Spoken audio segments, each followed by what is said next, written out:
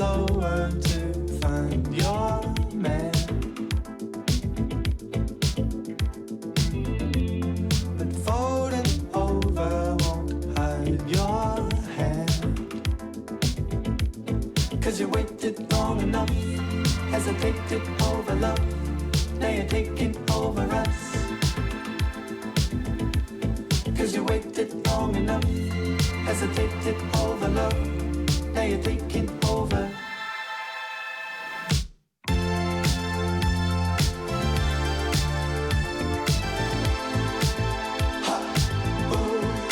I can't just believe it.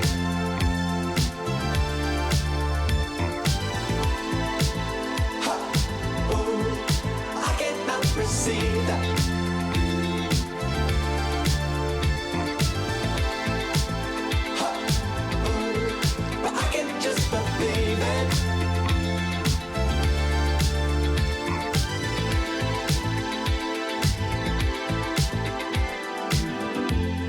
Stronger shoulder won't hold you up. And cold October won't call your love. 'Cause you make it dangerous when you're playing games of love. Now you're taking over us. 'Cause you make it dangerous when you're playing Okay. games of love. Hey everyone, welcome to my first hot tub stream. Thank you so much. Shit!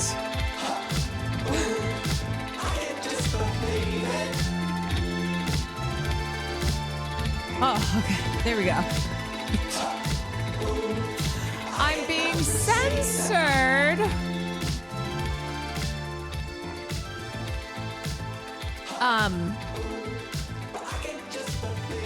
Yeah, I'm a hot tub streamer now. That's why you got that content classification when you clicked on the stream. Sexual themes. Whoa, look out. Look out. You know what it might be? It's because I think yesterday I did this. I hit the Donald Trump. Like this. And maybe they're like, uh-oh, what's she doing? What is that hand movement?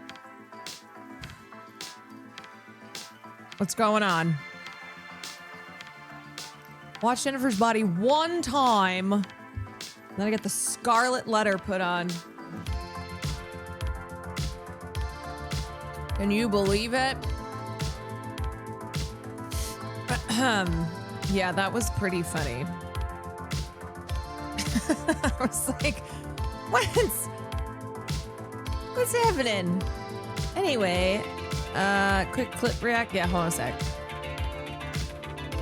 Mending Logan, thank you for the 7 months. Madamus, thank you for the tier 1. Real Ghoulie Girl, thank you for the tier 1. Wee Potato, thank you for the 25 months. I hope everybody is doing well. Happy Monday.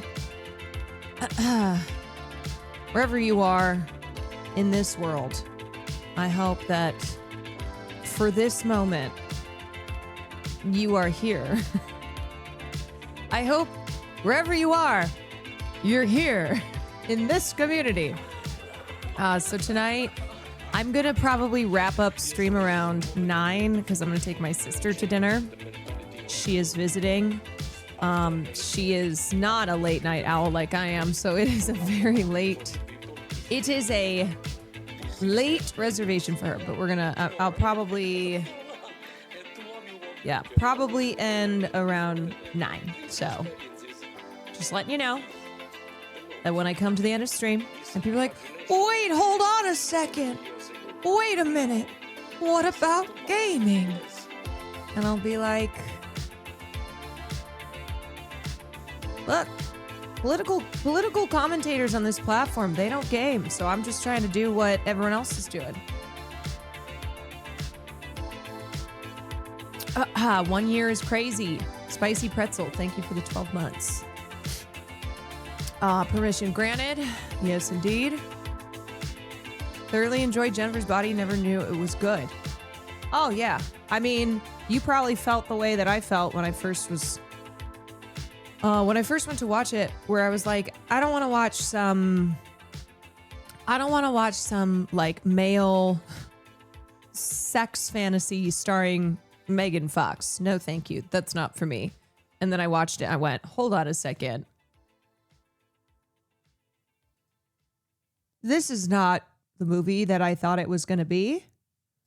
Wait a minute. Hold on. My Ted. No, your heart. Apricot, thank you for the 36 months. My Ted. Gift, yeah? So I got you a box of these 3 things. What the helly? Can I give it to you? Yeah. Sorry to You can go on stream. Oh, you're not interrupting. Sima-san, Sima-sen. Is that because I'm... Sima-sen. I'm from Japan. Oh, shit. I'm like, oh my god. You think I just was like, I'll take a guess? That's insane. You thought I would just walk in here and just be like, you know what? Wait a Gift, second, yeah. that's crazy. Sima-sen. Is that because I'm... Oh, you're not interrupting. Oh my god, also Premiere 2 is such a sweetie. Premiere Pete is such a sweet guy. And Van's like, is it because I'm Asian? It's just Sima-sen. Is that because I'm... Sima-sen. I'm from Japan. Oh, shit. I'm like, oh my god. You think I just was like, I'll take a guess? That's insane. You thought I would just walk in here and just be like, you know what? That is so funny. Oh my god. Because Fan probably doesn't know. She probably doesn't know Premiere 2. He's been in Japan for so long. Yeah, he's a Japanese citizen. We saw him when we went to Japan in February. That is so fucking funny. She just goes, is it because... Can you imagine that he just walks onto the stream?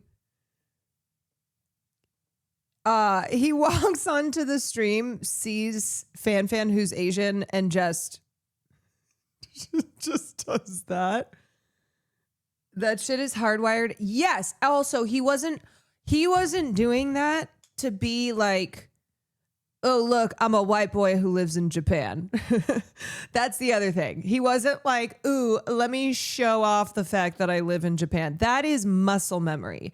That is, Pete has been in Japan for so long. He's married to a Japanese woman. He full on lives there. They have a family. He's a citizen. And that is something he's been doing for a long time. It's like deeply ingrained in him.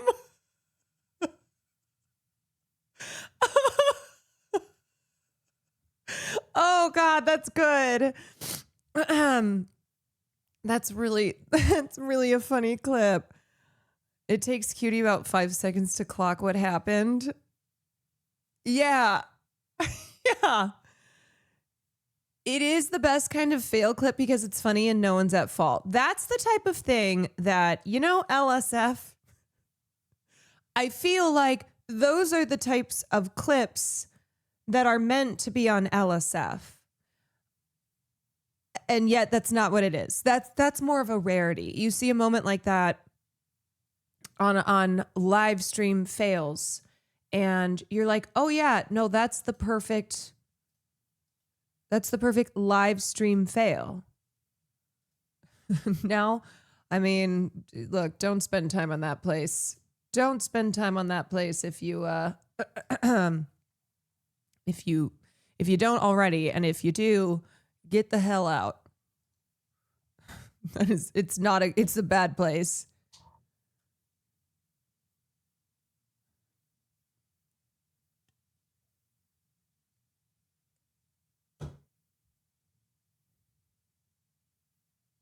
This game depends depictions of gender discrimination, child abuse, bullying,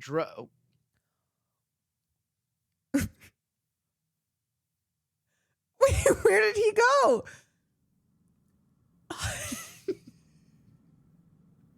Hey. What? What? I can't do lights off. I can't do lights off. What? What? That's just what I look like. God, I look like the Cheshire Cat. I just look like the Cheshire Cat, man. I like that he just. I like that he didn't say anything. Maybe we don't play silent. I like that he didn't say anything. He just went silent. Anyway, what was I gonna say? What was I gonna say? I was gonna say something. Man, it feels really few and far between having funny, wholesome moments on this platform. What up, Caitlin? I think we've reached like maximum crisis mode with Kaya Gate. It really is. It's really like the dam just fully broken. Maximum capacity for just how insane people have become and how unfun a lot of these spaces are. Barstool and THR were jumping on that. I mean, THR's been on it. This is why we need you cooking more. Someone just said Kaya Gate. Oh my God, we might have found the one person. We might have found the one person who doesn't know.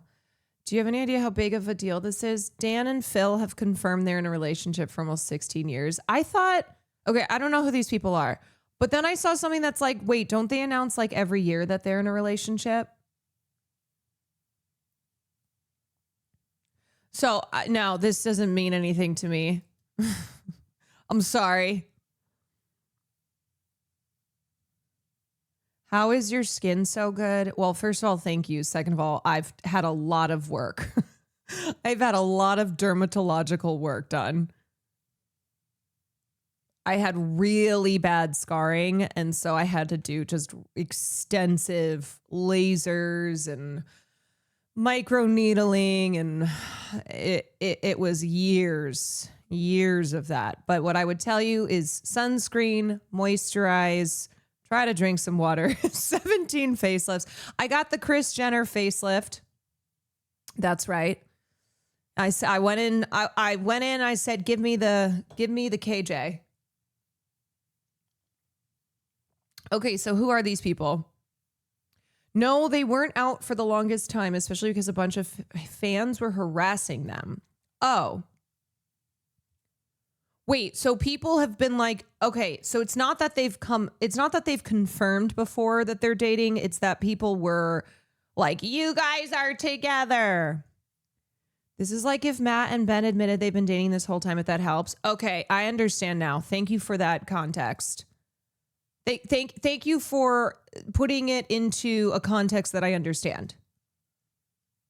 Matt and Ben announced that they've been in a relationship for like 30 years. They were YouTubers before being out was socially acceptable. So they've come out as gay previously, but never confirmed that they were dating until now. All right, I gotcha. For some reason, I thought that maybe they were like hosts of a Blues Clue type show, just totally based on appearances. I saw this and I was like, oh, that's cool. Like these two people who've maybe hosted a like out of the box, you know, that type of vibe. I'm like, whoa. But no, they don't like have anything work-wise to do with each other. They're just YouTube creators who are both gay and they're in a relationship. But it was a big deal when they each came out.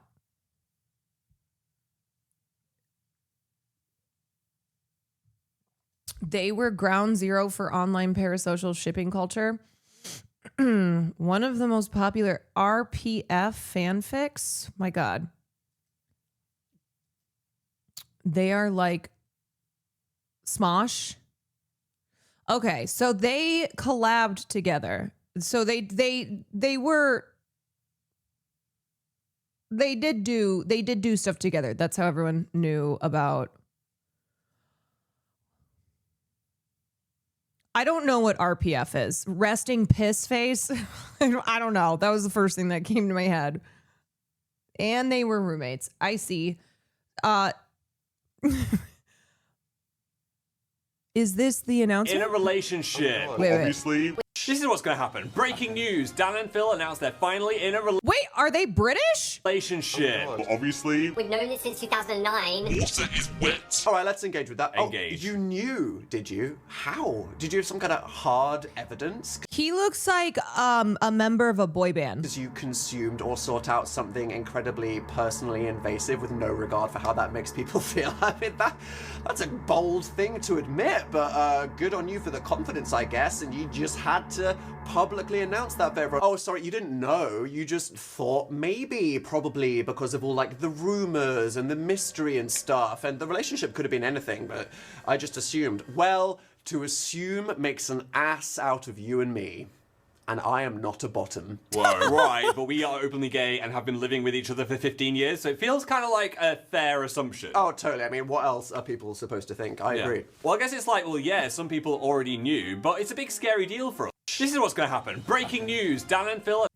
Wow, so they've been dating for 16 years. That's a long time. 16 years. And the entire time people have been like, you guys are dating, you guys are dating, you guys are dating. You know, the other funny thing is like, I don't even think this is just because they're gay. I think it's also a like, you guys, content creators they like to keep their relationships private because of the internet. You know? Everybody deserves their privacy, but at what point are we going to understand that a lot of content creators, even when it's obvious if they're in a relationship, will never say it because people are crazy. People are crazy. So like them needing to confirm it was never something that they ever should have had to do just for their own personal reasons, but also because that's kind of how it goes in the content world. You and Will and I are actually in a fake relationship. Wouldn't that be a funny twist? Wouldn't it be a funny twist if like actually Will and I weren't in a relationship? Gotcha. 16 years of pretending that, not that we've been together for 16 years, but if we got to 16 years and we were like, by the way, this whole time it's not been real. People wrote actual fanfic about them, including explicit stuff. Not everybody should be a writer, you know? Or if you write that stuff, maybe you keep it in your diary. Maybe it's not something that you post on the internet for people to see. And they were actually roommates. Yeah. Yeah. Wow. We know your beard. That's not a secret. Yeah, I mean,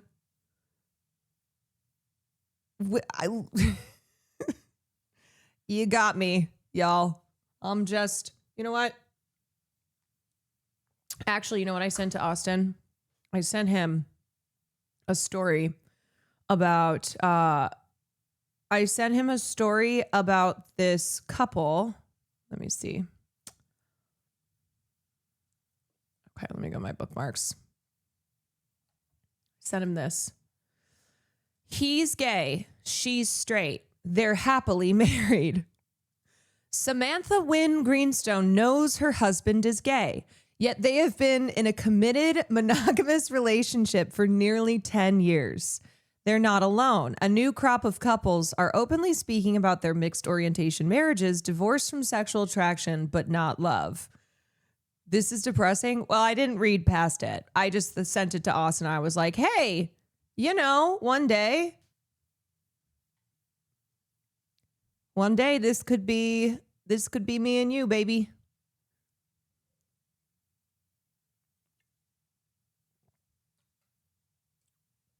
If you're happy, you're happy. You know? The two popular ships were Dan and Phil and Markiplier and Jacksepticeye. People really just love to ship.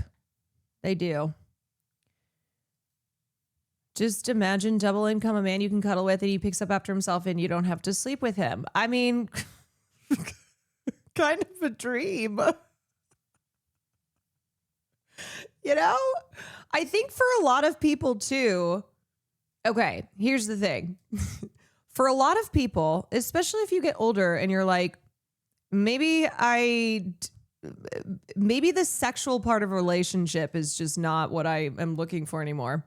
And it's like, you just want a companion. You want somebody who you genuinely love, but you don't want the issues that come from if you're sexually incompatible. And so like out the gate, just going, we are mixed orientation and we're together because it's like it's a partnership. It's unconventional, but also I think I understand. Someone to love who will also care for me, but no sex sounds like a deal.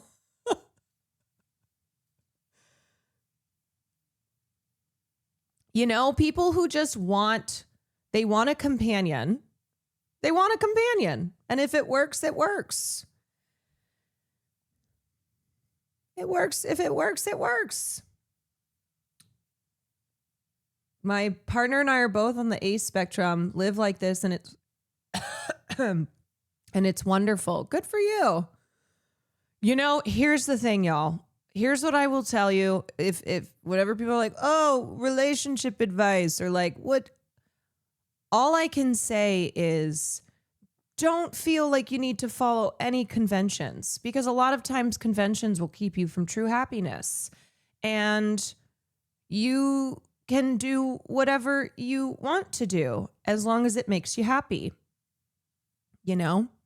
And so as soon as I think you can break yourself free of, well, a relationship is supposed to look like this, or the type of person that I'm supposed to be with is this person, as long as it's not a crime, of course. That goes without saying. Why don't women like to have sex with their partner? I don't think that that's what we're talking about. Why don't straight women want to sleep with straight men? There's plenty of straight women who love to have sex and sleep with straight men. I think it's more of like first of all, it goes both ways. Like there are gay men, there are straight men who also are not very sexually interested. But I think because of what the norms are, the societal norms are, people feel, I mean, there's still so much stigma around being asexual. I think asexuality has, in recent years, there's been more conversation around and more people who say that they are ace, or maybe that maybe they don't think they're fully asexual, but like they're not that into sex as they are just getting older and whatnot. I mean, look, all I'm saying is that there are more people, men, women, NBs, you know, people who may not be interested in a relationship that's centered on sex. I'm a straight guy and like I've never super cared about sex, and that's perfectly fine. It's not something that's, there's no normal and there's no not normal. Of course, there's like what society dictates is normal, but I think, you know, this trend of people being in relationships with a person who is not of the same sexual orientation, like I think it's because people value companionship. I think at the end of the day, at the end of the day, a lot of people really just want a companion. They want a partner. A lot of people don't know much about asexuality and think it's celibacy. Yeah, I mean, I also probably am not a person who can speak on asexuality as well as like people who are asexual. But I do know more people now who say they are ace than like 10 years ago. 10 years ago, especially women, I think, no, not even especially women. I think there's pressures on men and women of being into sex. And I think for a lot of women, though, that I know who were really pretending that they were much more sexual than they actually were. And just as the conversation has changed and as there's been just more awareness and representation, I think people are like, wait, that kind of seems like me. Don't people lose interest when they get older? Yeah. I mean, that definitely can happen. I mean, that also is like when you're in a long-term relationship, that is definitely a thing where it's just the longer that you're with someone, your relationship changes. And so that's why I have always felt like the most important thing in any relationship is a basis of friendship. You have to respect each other. You have to respect each other as individuals, and you have to genuinely be friends because everything else might fade. You know, you might go through phases, but your friendship, that love should always be there.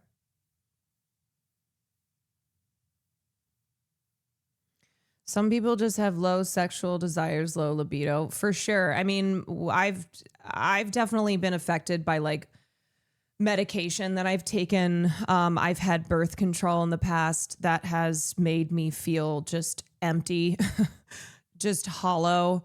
So there's definitely factors like that can also affect your appetite and your desires. Medication can change a lot. Like friends of mine who are medicated for like depression and anxiety and that can just have changes in your body, which includes your libido. More gay and straight besties should marry for the tax benefits and date on the side. See? There you go. On Furion today, Will said he'll Dutch oven to win arguments with you. Is that true?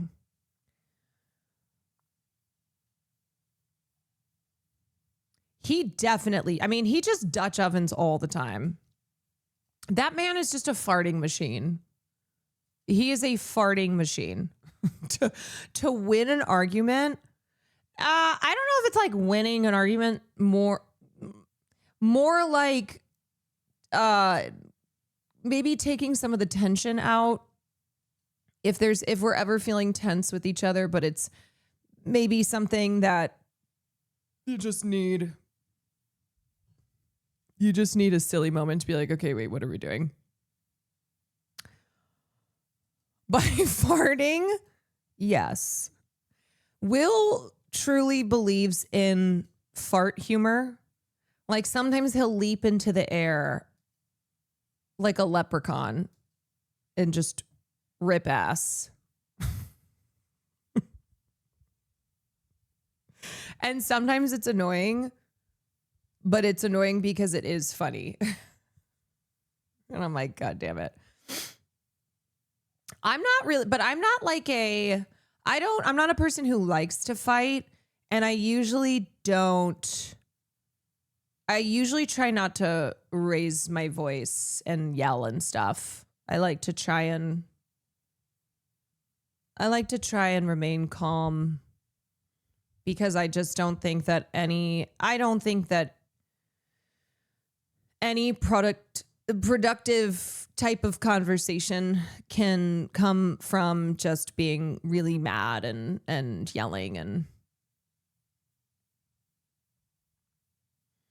I fully skipped like 15 minutes of Furion today because they were talking about farting. That's so fair. That's so fair. Most of the time I don't find like fart humor outside of things Will does to be funny. But I do have to admit sometimes his use of farts for humor, and maybe it's just because I love this man and it's been years of it, but I have to admit sometimes it is funny. Cutie looked like she wanted to skip that part too. Yeah, that doesn't surprise me. She wasn't into the fart conversation. Hey Caroline, big love all the way from New Zealand. Hello. Greetings. Alice Soder, thank you for the 2 months. Clopez, thank you for the 37 months. Sunny, thank you for the 13 months. Flunky, thank you for the 34 months. Apricot, thank you. Okay, anything else going on? What else is happening in the world before we get into stuff? Oh, I saw the Pokemon thing, which was crazy that their editors, that the people who worked on that podcast made the decision not to air an episode with Hassan, which is wild. Really wild. I liked the phrasing of restructuring. I'm like, that's very business speak. What was that about? I mean, basically Hassan did an episode of their podcast when they were all in France together, and without notifying Pokemon and Lily, who are it's their podcast. The podcast team decided to, I don't know who, and it's like, I don't know who it was. I shouldn't say the editors. I don't know whose decision it was, but basically they put out a statement saying, given everything like happening with Hassan, we've decided not to release the episode. And it looked like it was coming from Pokey and Lily. And so a lot of people were upset with them and were initially thinking that this was their decision. And then Pokey went on Twitter and was like, this was not us, which is crazy that it's their podcast and people who work for them on their podcast made that decision, but under the Sweet and Sour umbrella. The drama baiters had time to I know. It's just such a constant shit show, you know? And it sucks. It sucks for Pokey. It sucks for Lily, but especially Pokey because she already is somebody who deals with a lot of harassment, and people just love to hate her. And so now this is a mess that shouldn't have happened. The episode was supposed to air as usual, but staff refused to upload it out of fear that it would cause drama, and also posted the statement without my approval. So it's like this really, this became now a huge thing because, as I said, initially people thought this was Pokey and Lily because they saw this update. Hey, Taste Buds, this is a tough one to write, but we wanted to give you all a heads up that we're unfortunately going to be missing our first scheduled Saturday video tomorrow. We've been watching the recent drama unfold concerning our guest, and it's been getting intense. We had a serious talk as a crew, and we all agreed that it did not feel right uploading tomorrow's episode at this moment in time. Our community is our favorite thing, and the reason we do this is to create a space that's comfy as always and a true escape. We do not want to impact the cozy atmosphere we've all built together. Thanks for always supporting our vision for a fun, positive place to hang out. See you all next week, Sweet and Sour staff. Now, it does say staff, but a lot of people saw this, and this was before Pokey then put out this tweet, and it just caused a shit show. And then her being honest and saying like, hey, we did not approve this. We're going to talk about everything on this week's episode and go on a hiatus afterwards to restructure. And then it just created even more drama. So this is what I mean by like, I know things have been contentious on the platform and contentious between streamers, but it really feels like we've reached maximum capacity. Did they delete the episode? No, it was just not posted. I don't know if it was deleted. Restructure, somebody is getting axed. I mean, this is absurd. Why can't Pokimane and Lily post it themselves? Do they not have access to their podcast YouTube channel? They probably, I mean, look, Sam and I's podcast was not nearly the size that their podcast is. We were a very small team, but our editor was still the one who posted the episodes. Like if I wouldn't know how to do that.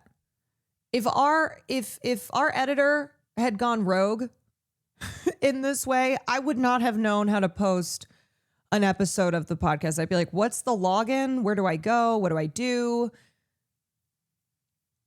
Same with Fear Ann. Like Marsh does all of that. So if Marsh went rogue, if Marsh like did this, then I'm telling you, nobody on that podcast, none of them would be able to take care of the episode and make sure that it made it onto the internet. It's possible too that it wasn't even edited. Maybe they didn't edit it, so it's not even ready to post. People are attacking her now for not condemning Hassan. Yeah, so oh boy, it's really, I just keep shaking my head. Do you condemn Hassan Piker is really the new condemning hummus. Do you condemn Hassan? Well, I mean, this is actually super helpful information. It just seems weird at first as an outsider. Yeah, the reason that I'm mentioning this too, is because if you were on the internet today and you maybe saw hate towards Pokey and Lily because it seemed like they decided to pull this episode that they had Hassan on. I just want you to know the full story here, which is that it was not their decision and they did not approve this. And the episode was supposed to air. And now they're getting heat because they aren't condemning Hassan and because they were planning to post this episode. So it's like just getting shit from all corners.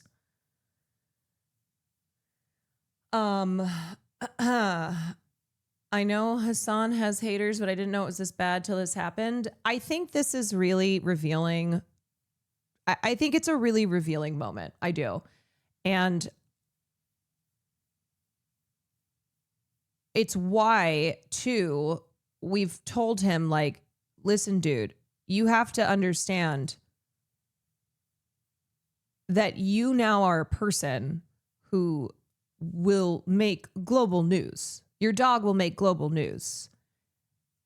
This is not something where if you see people coming into chat, if you see clips, you're like, oh, whatever, it's not a big deal. Like, unfortunately, it becomes the biggest deal.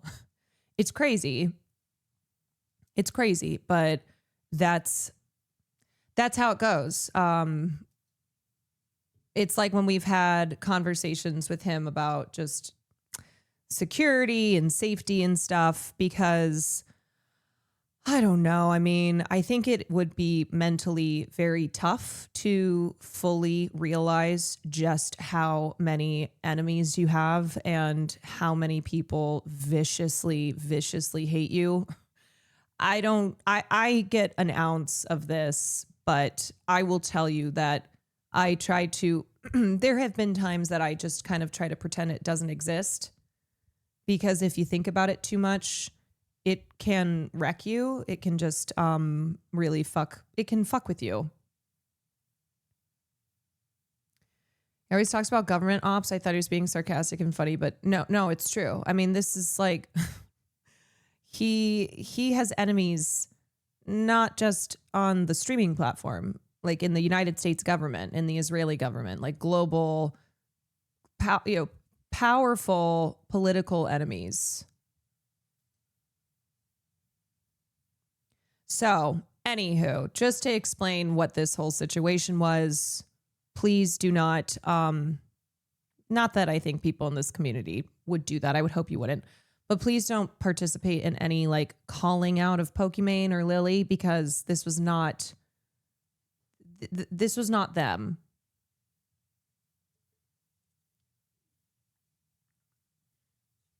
It was also weird how a lot of other Hassan fans were jumping Pokey like she betrayed him. Even if the original statement was Pokey's words, it's understandable for her to want to shield her community. Yeah, I just, I guess that's the other thing I'll say is like Hassan fans or people who feel protective towards him or upset with this whole situation. I understand, but also,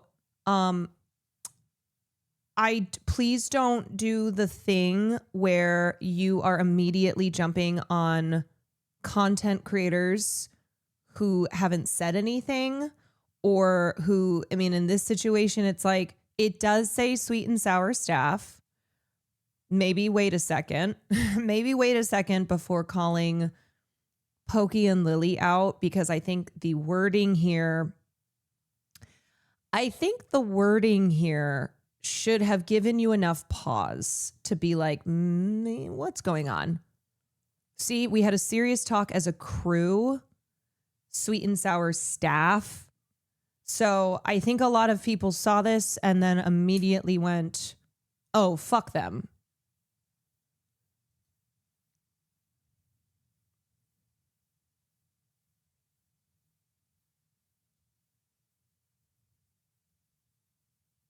And the other thing too, here's what you should know. Here's what you should know about Hassan. Hassan tells people in his life not to say anything. That's what he says. And it's not going to, some people will still say stuff, but like even though sometimes he doesn't seem to understand just how deep the hatred and resentment towards him goes and how vast it is, he's very protective of people in his life, and he will say, don't say anything.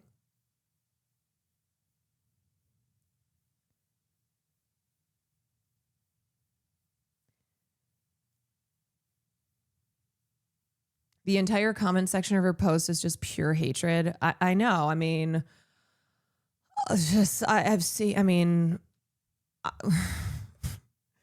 I know, and I've seen Ray getting attacked a lot, and it's just like, my God, anybody who gets in the middle of the warpath is just being hunted down by these rabid, wild people online. So anyway, I just wanted to say that, and as I said the first day I talked about this, so one of the reasons too that he's like, please don't say anything. Like, I want you to, I'm trying to protect you by telling you not to say anything, is because it doesn't matter. It's not going to change what people who are incentivized to run with moments like this and run this moment into the ground, who hate him no matter what. It's not going to change their opinions, and it just opens the door for insane amounts of harassment towards you. No matter what you say, you aren't going to change their minds. Right.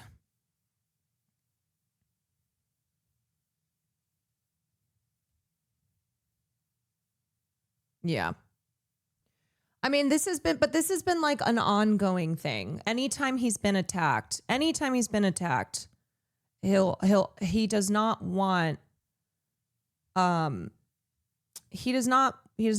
people close to him to jump in, because he feels like then he needs to protect them from what is going to be the inevitable outcome of that harassment being sent their way. I mean, I get that too, because I have said this to Will before. There have been some moments when I've been under attack, and I have explicitly said to him, please do not say anything. So that is because my calculation is it will only make it worse. And I don't want you to be dealing with this. I will deal with this. I will get through. And I don't want you to jump in here. There's a reason he doesn't raid people. Yeah. I mean, that's what I tell you guys too. I how many times have I said to this community, if you, I love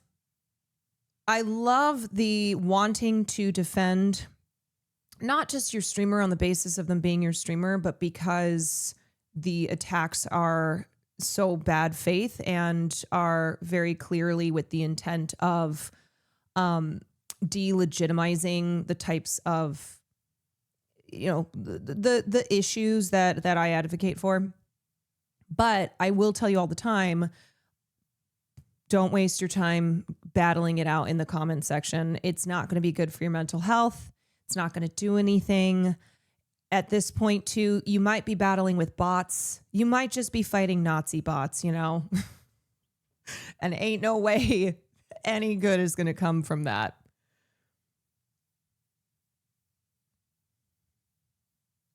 And here's the thing. If you do put out a tweet, if you do say something, you leave it at that, because the comment section is always going to be a shit show. Always. It's just going to be a mess. And if the second you open it up, you're just, it's bad for you. It's really bad. So do what I do, which is most of the time when I post on the internet, especially a platform like Twitter, I post and I walk away. That's kind of been my MO for some time now, especially post October 7th.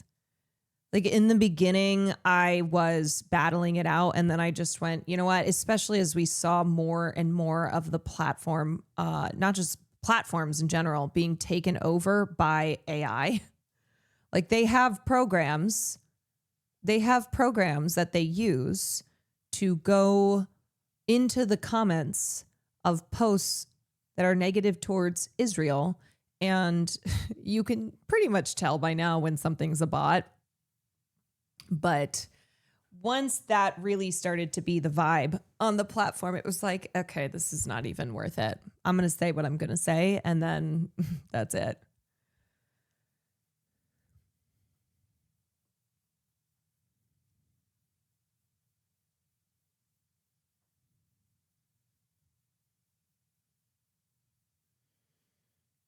The most annoying part about everything is that one bald streamer's crimes have been forgotten just because he started harassing leftists, especially Hassan. Not just him, but all of them do this. I think it's really pretty transparent by now that there's a kind of get out of jail free card when you attack leftists on the internet. And Hassan is he's the biggest leftist content creator. So it's a way to divert and distract. And it is a form of, it's a form of drama content, but it's has the ability to reach a really big audience because it's dealing with actual real world issues. All you got to do is make shit up. You just make shit up. Teresa, thank you for the 10 gifted subs. Debalate, thank you for the gifted sub. Gmo, thank you for the prime. Hogan, thank you for the gifted. Uncle Trudeau, thank you for the 28 months.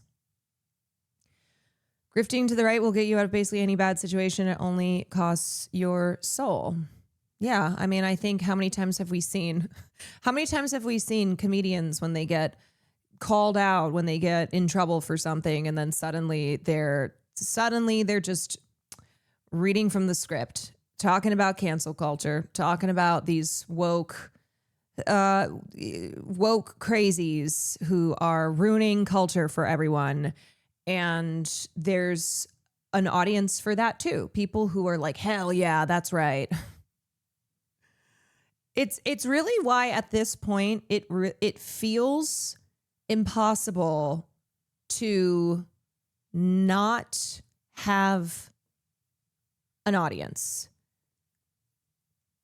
Because if you are found out to have done bad things, you can just pursue this path of being an anti-woke crusader of like, see, this is the real problem. The real problem are these woke lefties on the internet. And there's a lot of people who hate woke lefties.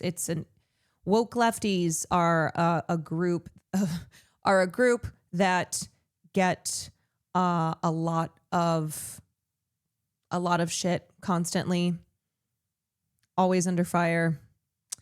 And so it's an opportunity.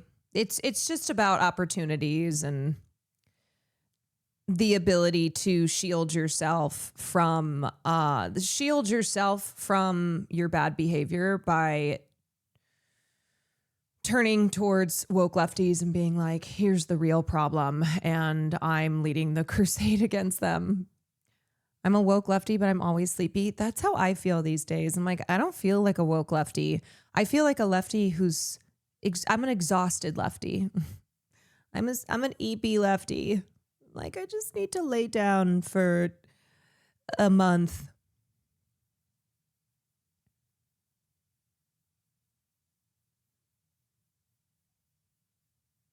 Anywho, just a reminder that you just always got to find your people. You got to find your communities. Understand that yes, our morals and our politics are very different from other communities and other content creators, but the passion that they feel, the I'm right and everyone else is wrong, it's the same thing that we feel. So by that, I'm trying to explain as to why it's often fruitless in trying to convince people of something other than what they believe and how they feel. It's the, yes, we are on opposite sides of things, but as far as their like what they are dedicated towards, how strongly they feel about the things they feel about, it makes it really hard to try and appeal to them at all.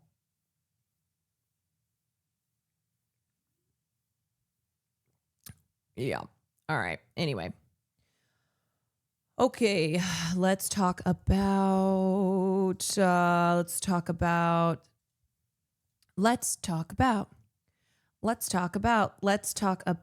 the hostage exchange today. The hopeful end to the genocide, the Palestinians who have come home, Israeli hostages who were released. I will say, here were my thoughts today. Also, Vox, thank you for the gifted sub. Here were my thoughts. One, the difference in language between calling Israelis hostages and then calling Palestinians prisoners, detainees, is very clear. The way that the media of course, is nonstop covering the release of the 20 remaining Israeli hostages versus not giving one flying fuck about Palestinians. And as a reminder, there are still thousands more. There are still thousands more Palestinians, including children, who are still being held in Israel's prisons, in God knows where, and have endured torture, have endured physical and psychological distress every single day. And I just keep thinking about the fact that there are Palestinians who were freed today, who are returning to Gaza, who are returning home to see it annihilated, to find out which of their family members did not survive, to see, I mean, I think about the trauma that they've endured. And we know through investigations, we know through witness statements that Palestinians who have been kidnapped prior to October 7th and post October 7th have endured starvation, beatings, rape, just every imaginable form of torture, and are now coming back to Gaza, where Israel has said there's to be no celebrations. They dropped pamphlets saying that you are not allowed to celebrate, you are not allowed to talk to the media. So they are supposed to come back and just be quiet, not talk about what they went through, not talk about what little remains of their home, of their family members who were murdered while they were rotting away in some prison somewhere.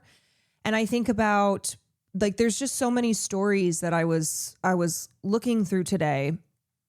So many stories of, like, there was one guy who when he was in prison, and he, I think, had been kidnapped after October 7th. So Israel took they took almost 2,000 people post October 7th, Palestinians. And one guy was told by the guards, by the officers, "You're not convincing me that you actually care. You just want good points, good boy points and money, typical attention whore." Okay, thank you. Thank you, Dan. He was told by the soldiers that his family had been killed. That they told him, Israel bombed your home. Your family is dead. And that is a form of psychological torture. They wanted to break his spirit because, remember, everything that's been going on here, it's not just about exacting physical pain on a people. It's not just bombing them. It's not just shooting them. It's not just physical harm.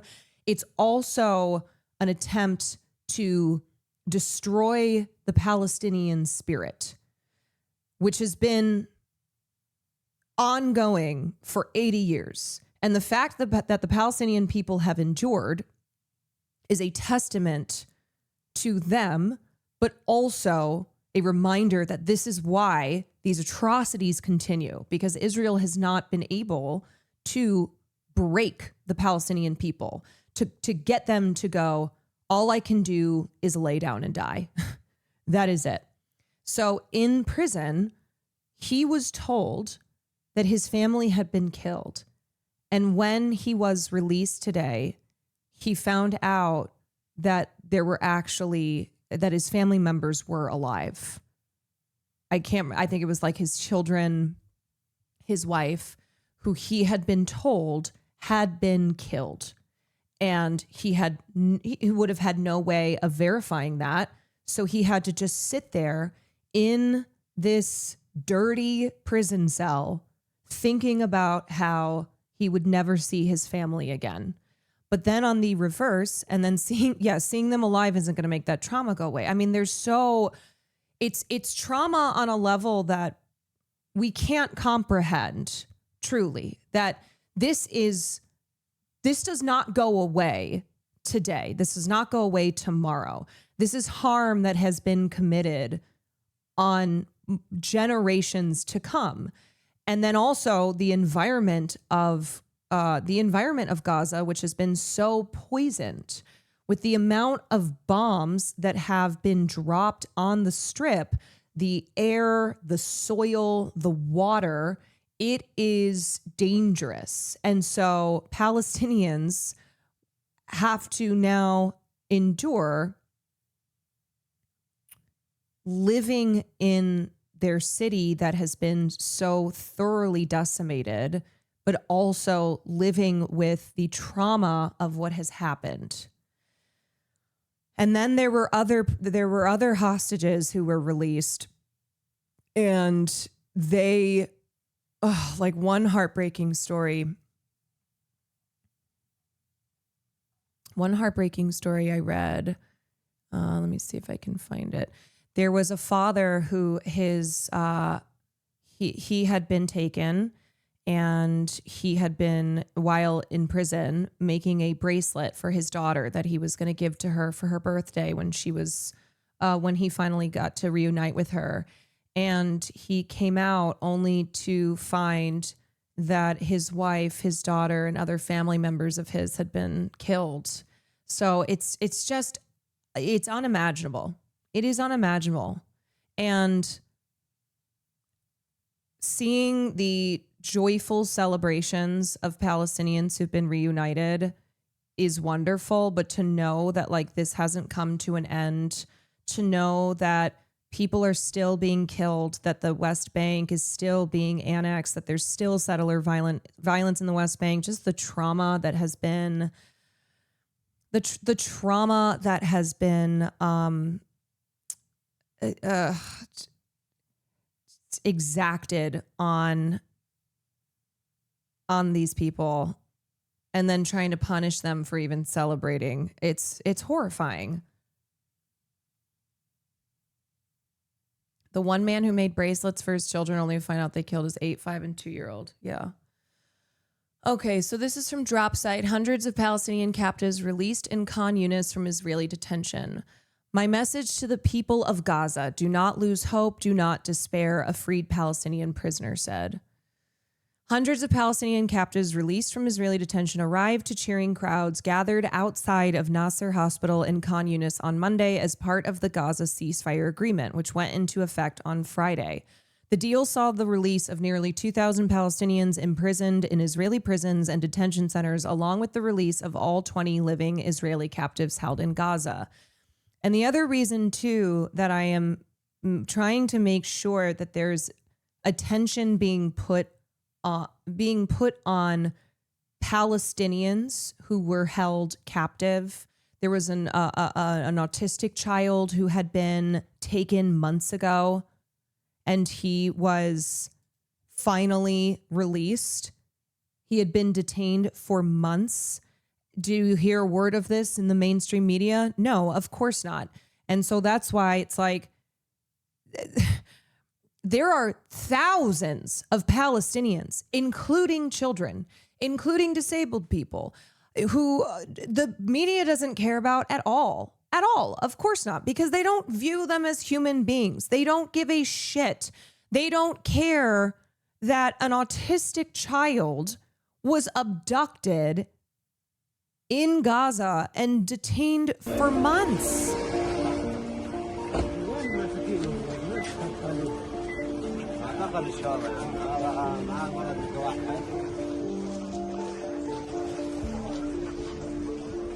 Can you imagine? He was probably so scared. He had no idea what was going on. Why was he detained in the first place? That's the question that I want people to ask. When they see a child like this and they go, well, why the fuck was this child kidnapped in the first place? He was shot, apparently. Yeah, I read that.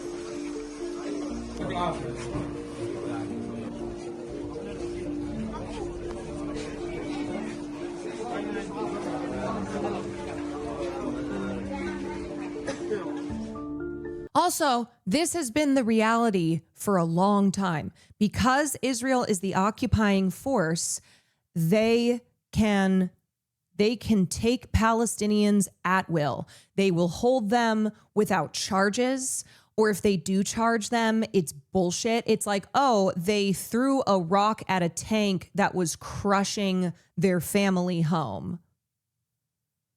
And so they hold them because they have the power over them. That's what people need to understand.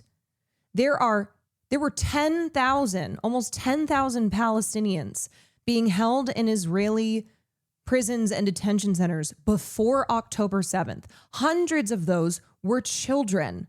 They were being held for an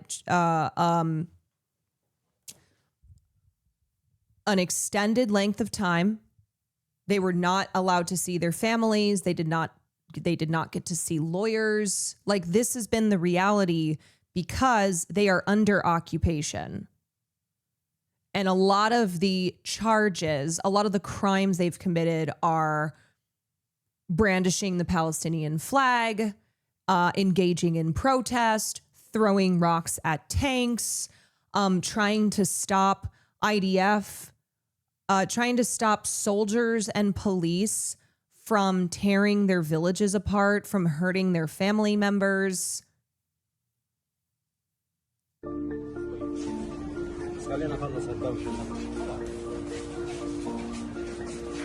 And the other thing that you need to know is that Palestinians do not get to appear before civilian courts. They have to face a military court. And that is also that's one way that Israel maintains their power over Palestinians. And because of that unequal judicial system, Palestinians are constantly being detained, disappeared, and then just sitting in prison cells for years, being given life sentences, being held without any type of due process, any type of limitations, tortured, etc. And it is also illegal. It is illegal. The Geneva Convention requires the occupying power to use non-political, requires the occupying power to not use force against the people that are being occupied in the way that Israel does.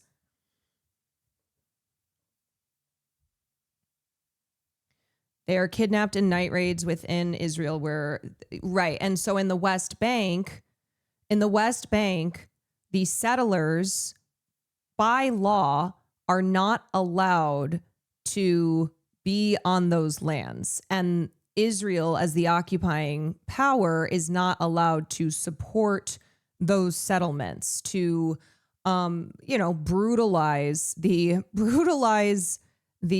people who are living on the lands that they are occupying.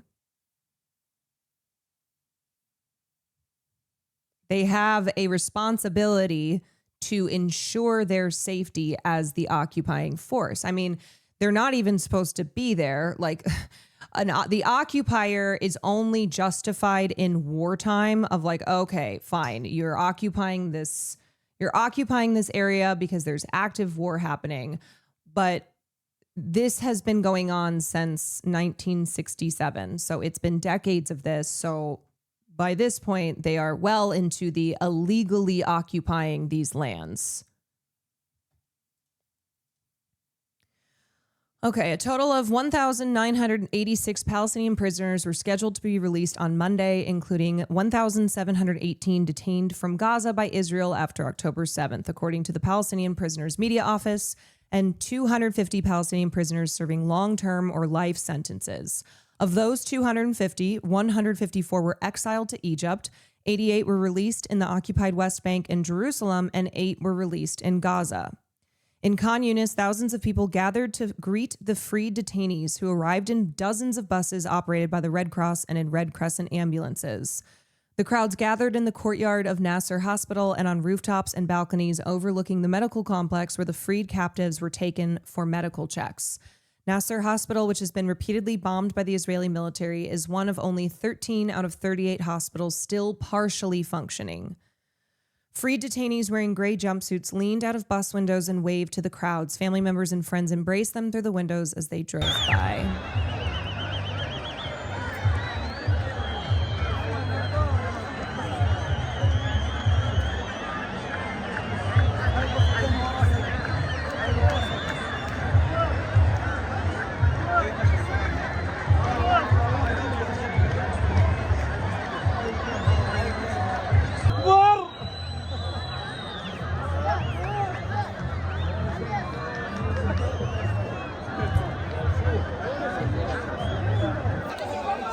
الأسير إبراهيم أبو ريالة الأسير جمال أبو سعادة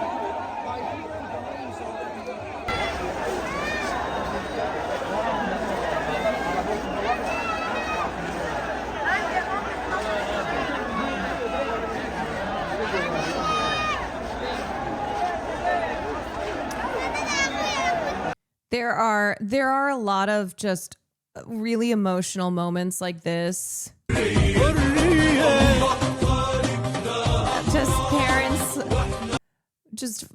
Fathers hugging their children.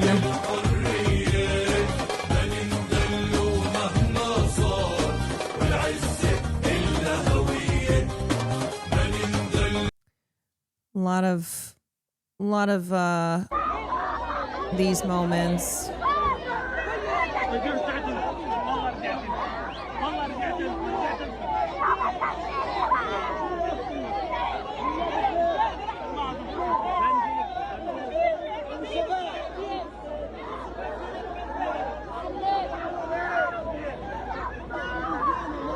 Oh.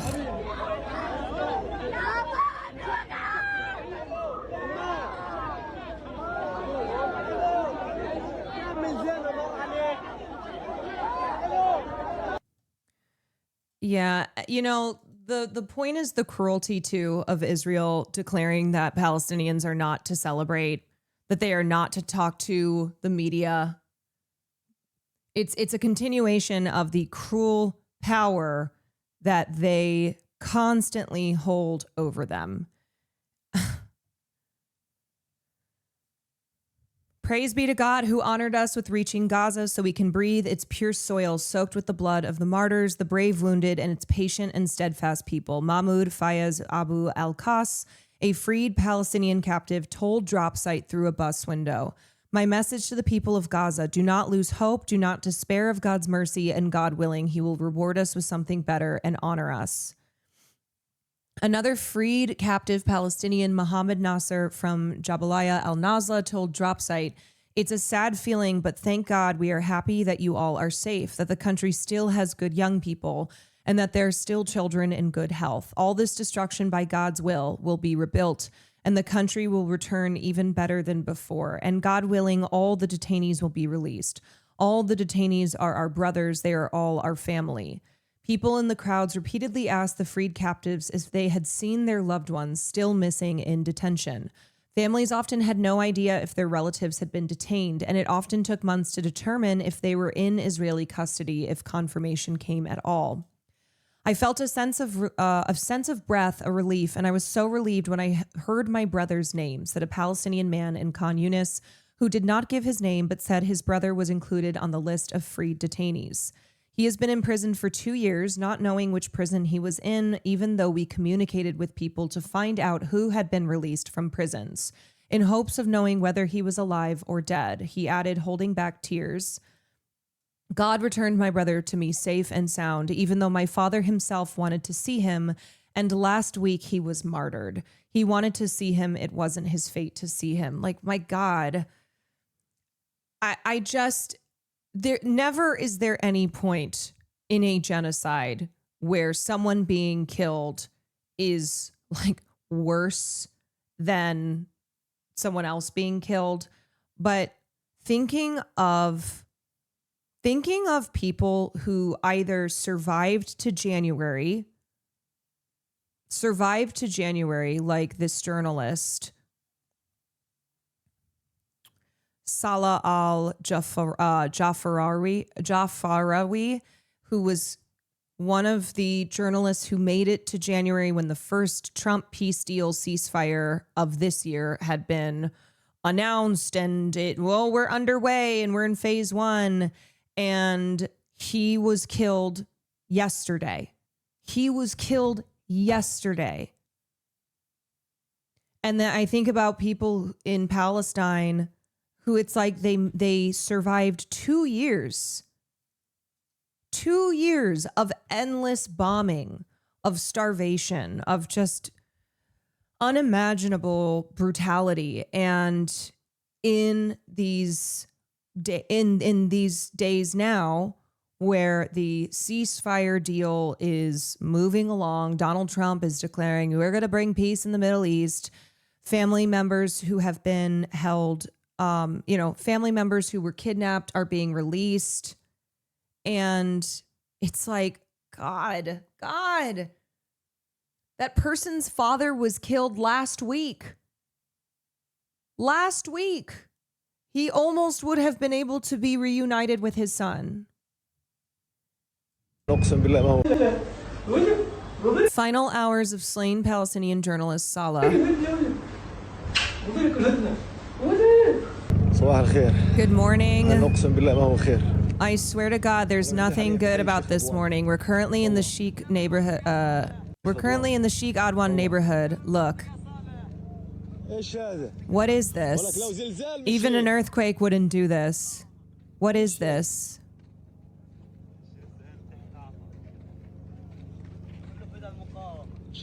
God willing, this is Palestine.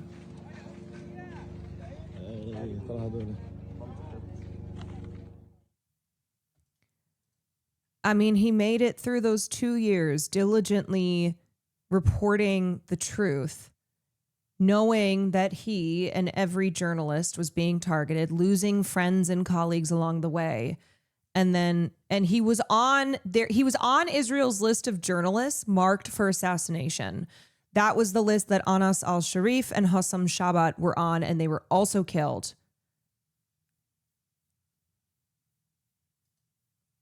So,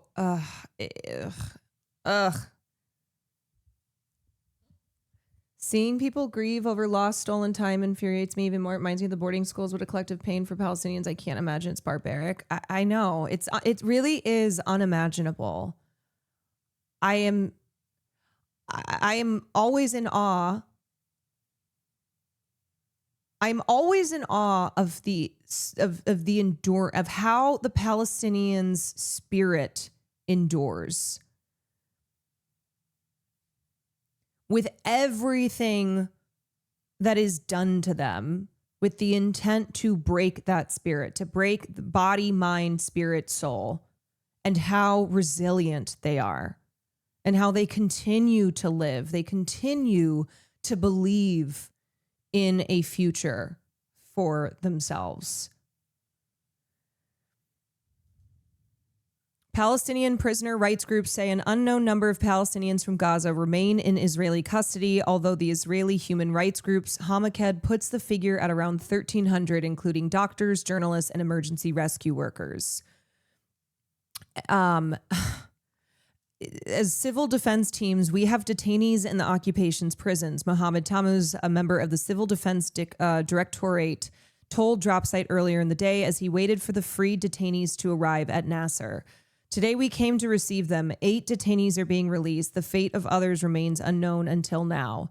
Among those included on the list of prisoners to be released is Dr. Hossam Abu Safia, the director of the Kamal Adwan Hospital in Beit Lahiya, according to Haaretz. Abu Safia was detained along with several of his colleagues when the Israeli military raided the hospital in December of 2024. Israeli authorities reportedly added Abu Safia's name and 4 others to the list of approved releases overnight, though a statement from his family on Monday indicated he has not yet been freed. Palestinian detainees' rights groups in the United Nations have reported on systematic abuse in Israeli detention facilities, including routine beatings, starvation, isolation, medical neglect, and sexual assault. We died 1,000 times each day. A Palestinian photojournalist from Gaza, Shadi Abu Sido, said in an interview on Al Mayadeen TV on Monday following his release from nearly 20 months. 20 months in detention.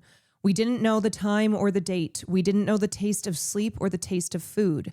They would come in the middle of the night and throw water on us in the cells. They would come and torture us in every way. I want nothing other than the release of all the prisoners. They all need to be freed so they can be done with this suffering.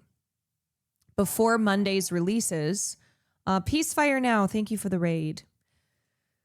Before Monday's releases, over 11,100 Palestinians from Gaza, Jerusalem, and the West Bank were being held in Israeli detention, the majority of them being held without trial or charge, in administrative detention, or as unlawful combatants. The figure does not include the number of Palestinians, mostly from Gaza, held in Israeli military camps. Earlier in the day, the 20 living Israeli captives were handed over and driven outside of Gaza by the Red Cross through the Kisufim crossing. Some Palestinians filmed them on their phones as they drove by. Hamas announced on Monday that it would release the bodies of 4 dead Israeli captives by the end of the day. Chessie Bunny, thank you for the 10 gifted subs. So the thing is like, it's not that I don't. It's not that I am not glad for Israeli hostages to be reunited with their families. But it is so important to understand just how many more thousands Palestinians have been held for years at this point, have been brutalized every day, and who will not get an ounce of coverage from the mainstream media. They don't care. They'll do specials on every single of the 20 Israeli hostages who have returned to their families. They have talked about them. Like, people know their names. People know who they are because the mainstream media and our politicians specifically talk about them nonstop because they don't give a shit about Palestinians.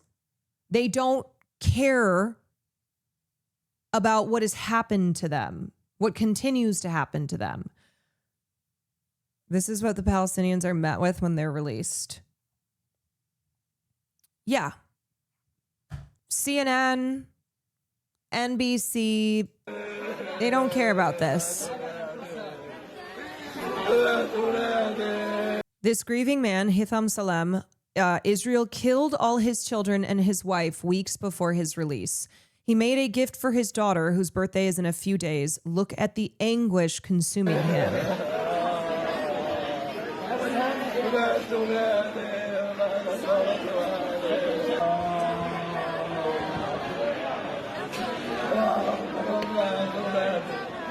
عملت لها هدية لبنتي 3 أيام عيد ميلادها 18/10 عيد ميلادها ماتت بنتي عمرها 2 براء عمرها 8 سنين أمان 5 سنين حبايبي ماتوا يا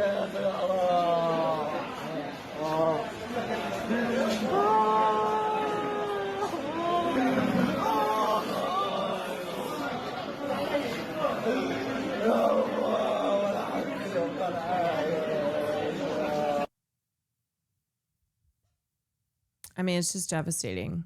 And what happens too is that Israel will just re-detain people that they have released. It happens all the time. It happens all the time. The Israeli captives will return to a semi-normal life. They'll be able to celebrate with their family and friends. They'll enjoy freedom of movement, freedom to travel, freedom to speak their mind. If they commit any crimes after their release, they'll face civilian courts, civilian judges, and civilian laws. The Palestinian hostages and prisoners returned to Gaza and the West Bank will return to living under a military occupation or siege or quite likely an ongoing genocide. They will not have freedom of movement, freedom to speak their mind, or freedom to celebrate. They will live in fear the rest of their lives that Israel will kidnap them again for sneezing, and they'll return to a torture dungeon where they'll face the risk of death by rape, starvation, or physical assault.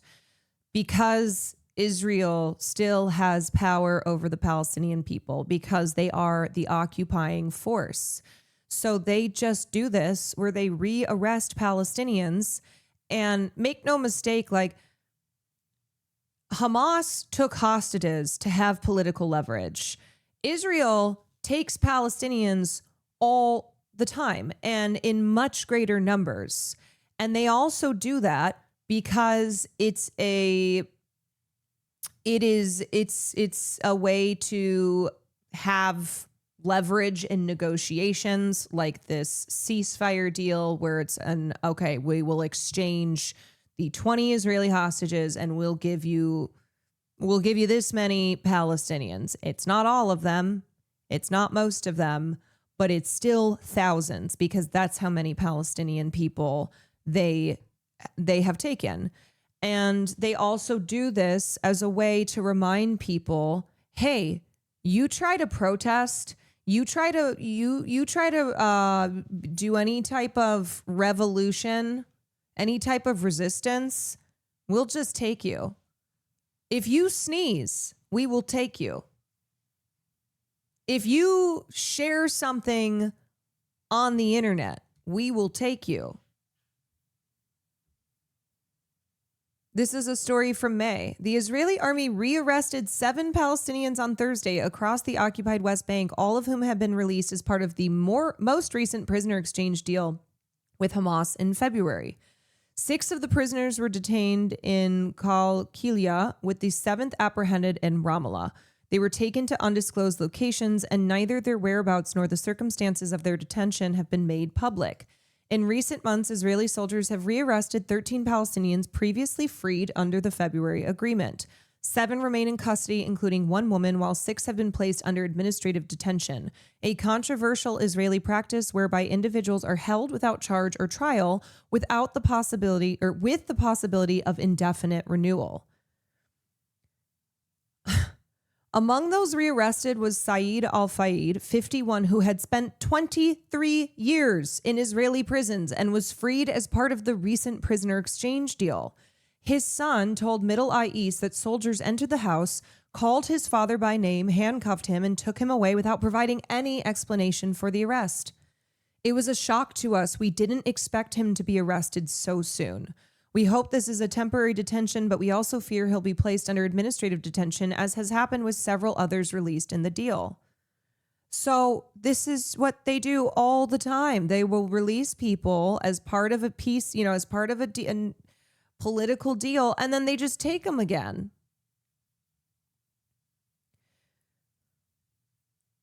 A spokesperson for the Palestinian Prisoners Club, Amani Sarana, said the latest arrests are part of Israel's escalating campaign to target prisoners released under the recent exchange agreement.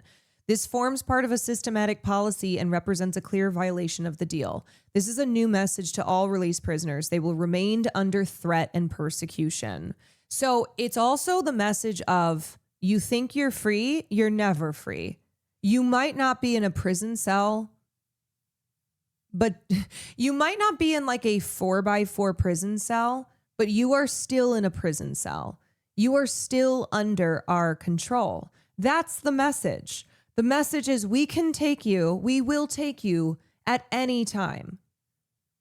It is a mental, it is a mental prison that's excruciating.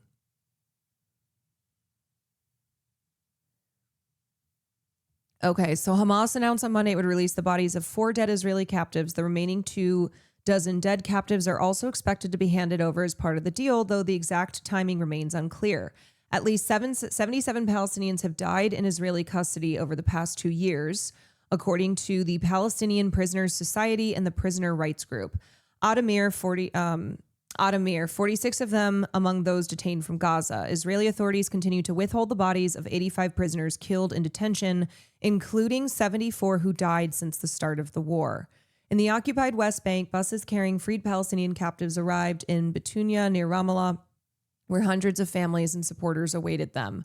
According to Palestinian media reports, the Israeli military fired tear gas and rubber bullets at the crowd. They don't stop. They don't stop. It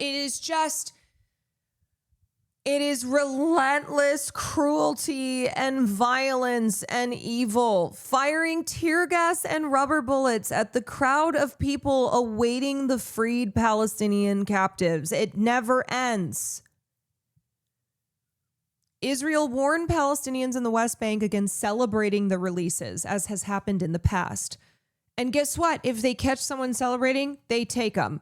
They take them. And then you have idiots on the internet being like, oh, yeah, well, these are criminals. These are criminals. No, the criminals are the people are the people coming in and stealing the Palestinians away. Those are the criminals. Taking them out of their homes, ripping them out of their communities, just like ICE does here.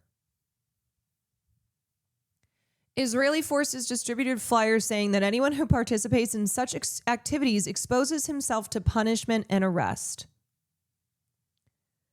As the prison exchange was taking place on Monday, President Donald Trump arrived in Israel and addressed the Knesset, Israel's parliament, where Israeli lawmakers chanted Trump's name and gave him repeated standing ovations. He told Israeli lawmakers, you've won. I mean, you've won. Now it is time to translate these victories against terrorists on the battlefield into the ultimate prize of peace and prosperity for the entire Middle East. President of the United States of America, His Excellency. Oh my God, look at his face. Look at his face. He's like, that's right, I did it. It's me, Donald Trump. Donald Trump's peace plan. Donald Trump said he'd bring peace to the Middle East. His Excellency. His fucking Excellency. Donald J. Trump to address the Knesset.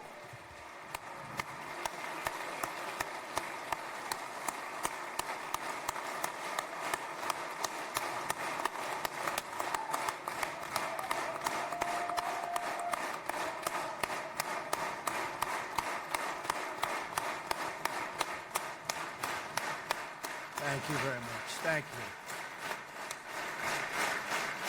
Thank you very much, everybody. It's a great honor. Nice place. Very nice place. Mr. President, Mr. Prime Minister, Mr. Speaker, esteemed members of the Knesset, and cherished citizens of Israel. We gather on a day of profound joy, of soaring hope. After 2 harrowing years in darkness and captivity, 20 courageous hostages are returning to the glorious embrace of their families, and it is glorious. 28 more precious loved ones are coming home at last to rest in this sacred soil for all of time. After so many years of unceasing war and endless danger, today the skies are calm, the guns are silent, the sirens are still, and the sun rises on a holy land that is finally at peace, a land and a region that will live. He did it, folks. He did it. Donald Trump brought peace to the Middle East. God willing, in peace for all eternity. This is not only the end of a war. This is the end of an age of terror and death, and the beginning of the age of faith and hope and of God. It's the start of... Wait, can somebody please link me, Donald? Wait, maybe I have it. When Trump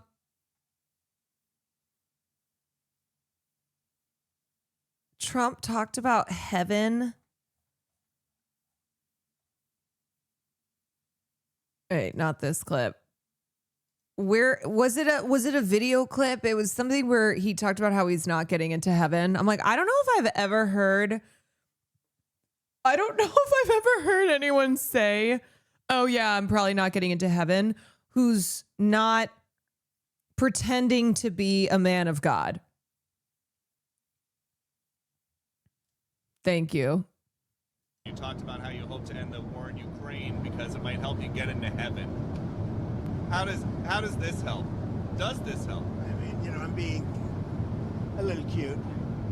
I don't think there's anything going to get me in heaven. Okay, I really don't. I think I'm not maybe heaven bound. I may be in heaven. Is this the first time that Donald Trump has been honest? The first true thing that he has said? Now, as we fly in Air Force One, I'm not sure I'm going to be able to make heaven. You talked about how you hope. I'm not sure I'm going to be able to make heaven.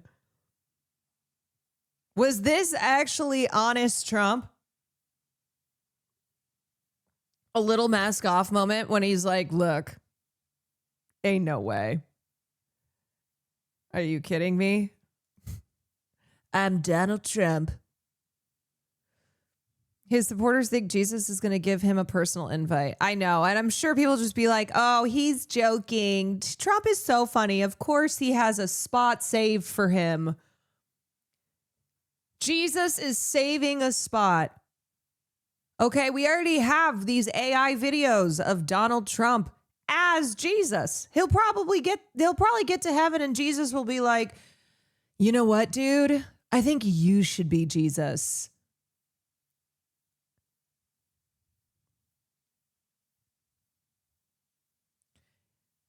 Oh, God. Now it's like, okay, if there's a heaven and a hell, I just want to be in whatever one Trump is not in. Of a grand concord and lasting harmony for Israel and all the nations of what will soon be a truly... If things are backwards and Donald Trump somehow ended up in heaven because everything is upside down, then I have to ensure that I am in hell. Magnificent region. I believe that so strongly. This is the historic dawn of a new Middle East. If he thinks he's going to hell and Generations finding religion from now, again. this will be remembered as the moment that everything began to change and change very much for the better. Like the USA right now, it will be the golden age of Israel and the golden age of the Middle East. It's going to work together. If you think we settled 8 wars in 8 months, I'm now including this one, by the way, if that's okay. They may say, well, that was quick. Nobody has stopped and has ended more wars than Donald Trump. Because yesterday I was saying 7, but now I can say 8. The hostages are back. The hostages are back.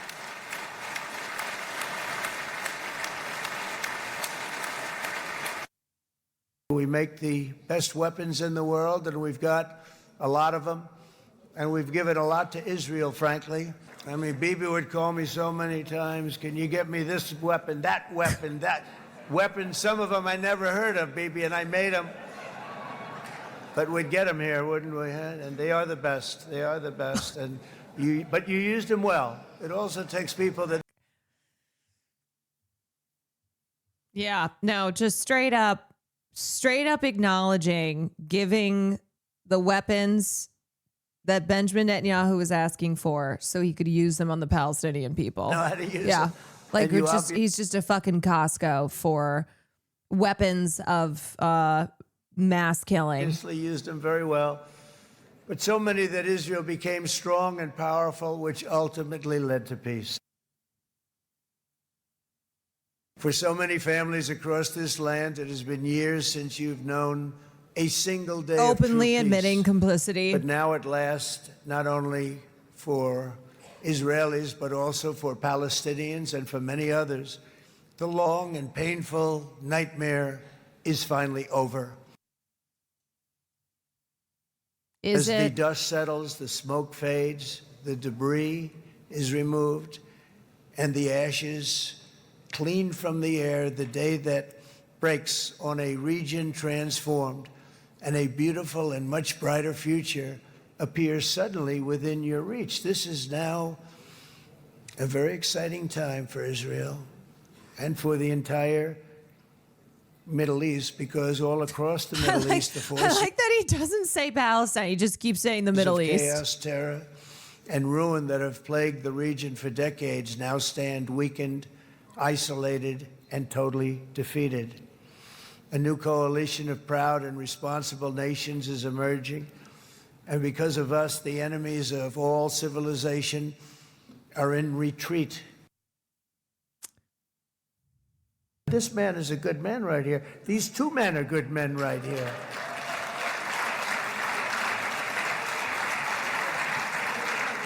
Hey, I have an idea.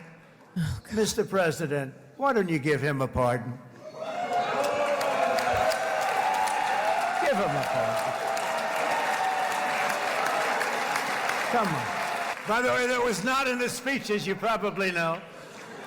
But I happen to like this gentleman right over here, and it just seems to make so much sense. You know, whether we like it or not. I don't this know who he's talking about getting a pardon. But God, Donald Trump loves to talk about pardons. He loves to just be like, oh, yeah, maybe P. Diddy, yeah, he asked me for a pardon. You know, I'm considering it because it's a form of power. It's a form of power that like the president has. He loves it. He's like, oh, I think it's the best. He's talking about giving Bibi a pardon. Trump calls for Israel's president to pardon That's who he was pointing to. He was okay. So he's acknowledging that Netanyahu is a criminal who needs a pardon. Could it happen? The Israeli Prime Minister Benjamin Netanyahu has been on trial for corruption since 2020, battling charges of bribery, fraud, and breach of trust in 3 separate but related cases. He's also a war criminal. Hey, I have an idea, he said to the holder of Israel's largely ceremonial presidency, Isaac Herzog. Mr. President, why don't you give him a pardon? Legal experts in Israel question whether Netanyahu could actually be pardoned at this stage in his trial. While Israel's president clearly has the power to pardon someone convicted of a crime, the country has just seen one notable case of a preemptive pardon in 1968, and its value as precedent is uncertain.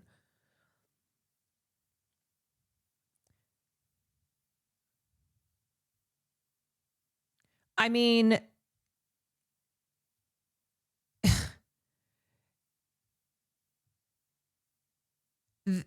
that would, I do feel though, with as disliked, as unpopular as Netanyahu is, it's not a good political move to pardon Netanyahu for these charges: bribery, fraud, and breach of trust.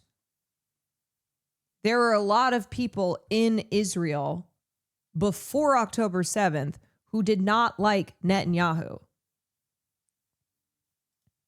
And one of the greatest wartime presidents. This has been one of the greatest wartime presidents.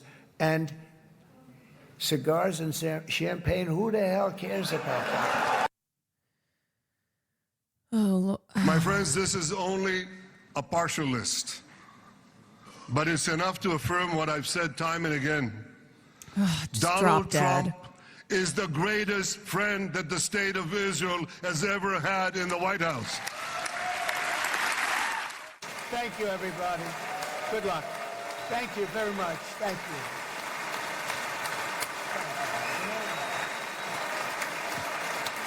And it has to be said, too, because even though Donald Trump is evil, Joe Biden, the Biden administration, could have done this.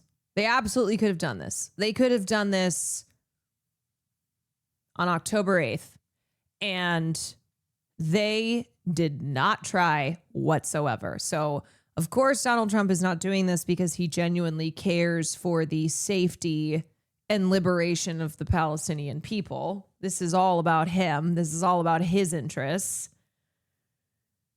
But Joe Biden did nothing. Did nothing. You're joking about what? About Biden? Or about Trump?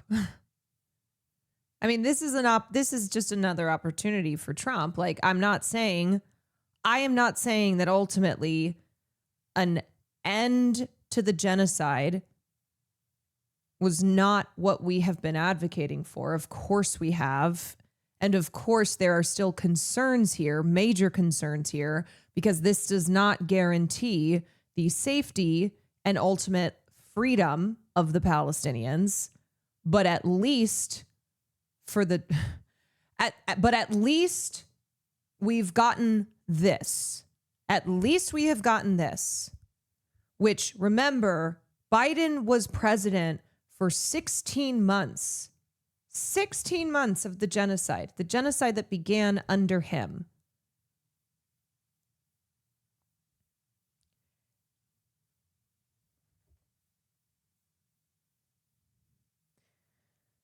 This exact deal was on the table since at least September 2024, according to the Times of Israel. I mean, I think it was October 9th or 10th that Hamas was advocating for a diplomatic end to what was happening.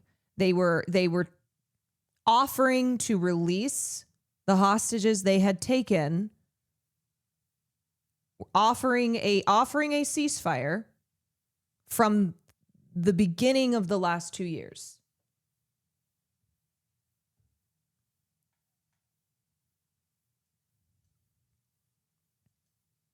The Gaza ceasefire deal is in effect. Phase 1 of the U.S.-backed 20-point plan is underway. Hamas has released all 20 remaining living hostages who'd been held in Gaza for the past 2 years. Red Cross vehicles carried the captives from Gaza to Israel. Hamas is also in the process of handing over the bodies of 28 Israeli captives who have been confirmed dead. In exchange, Israel's releasing nearly 2,000 Palestinians detained in Israeli prisons, many of whom have been held without charge.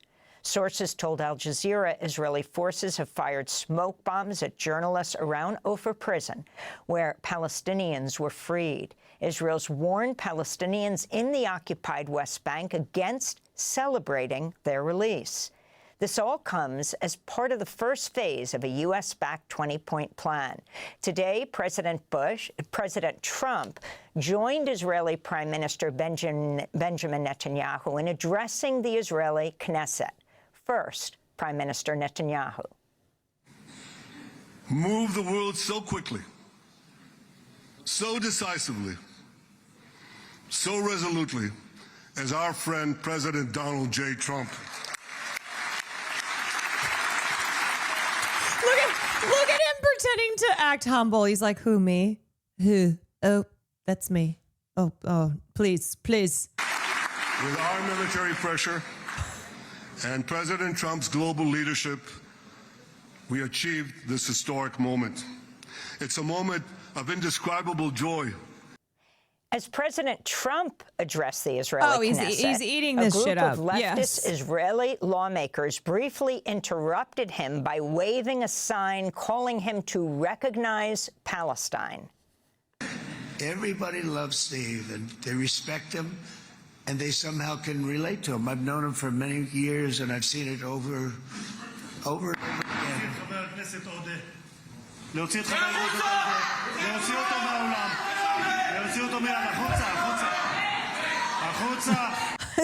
Trump just sitting there not understanding Hebrew. Like, what's, excuse me? להוציא גם את חבר הכנסת כסיף.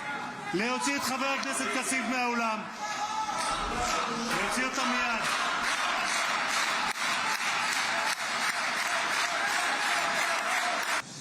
What happened? It was an Israeli leftist group who came in and demanded that they recognize Palestine. Efficient. At one point, President Trump claimed the Gaza ceasefire will mark the beginning of a golden age for Israel and the Middle East. Ofer Kasif. He is a member of the far left. He is a member of the far left Israeli group in the Knesset. He's represented Hadash, and that is who he has proclaimed himself as explicitly an anti-Zionist.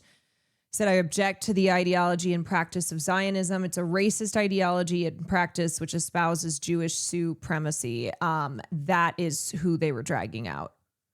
He's called the Israeli government fascist. Yeah, far left radical. He's called the Israeli government fascist, accused it of carrying out pogroms and ethnic cleansing against Palestinians. He was saying this shortly after October 7th. Warning his party that the continued Israeli occupation of Palestinian territories would just result in so much bloodshed. And then he joined South Africa in their legal proceedings against Israel when they brought the case to the ICJ. I can tell you we have weapons that nobody's ever dreamt of. Sharon, thank you for the 30 months. I rebuilt the military.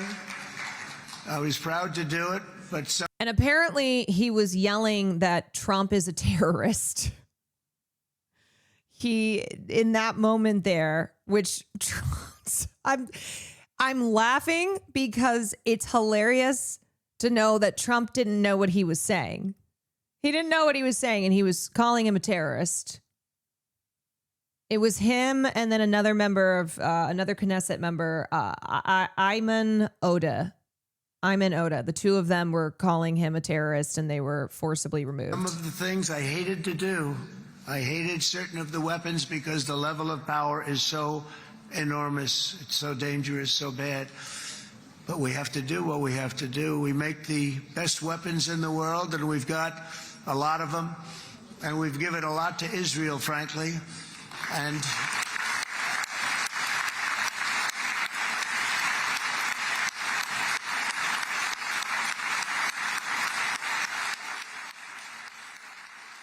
Trump heads next to Egypt, where he's co-chairing a summit in Sharm el-Sheikh with Egyptian President Abdel Fattah el-Sisi.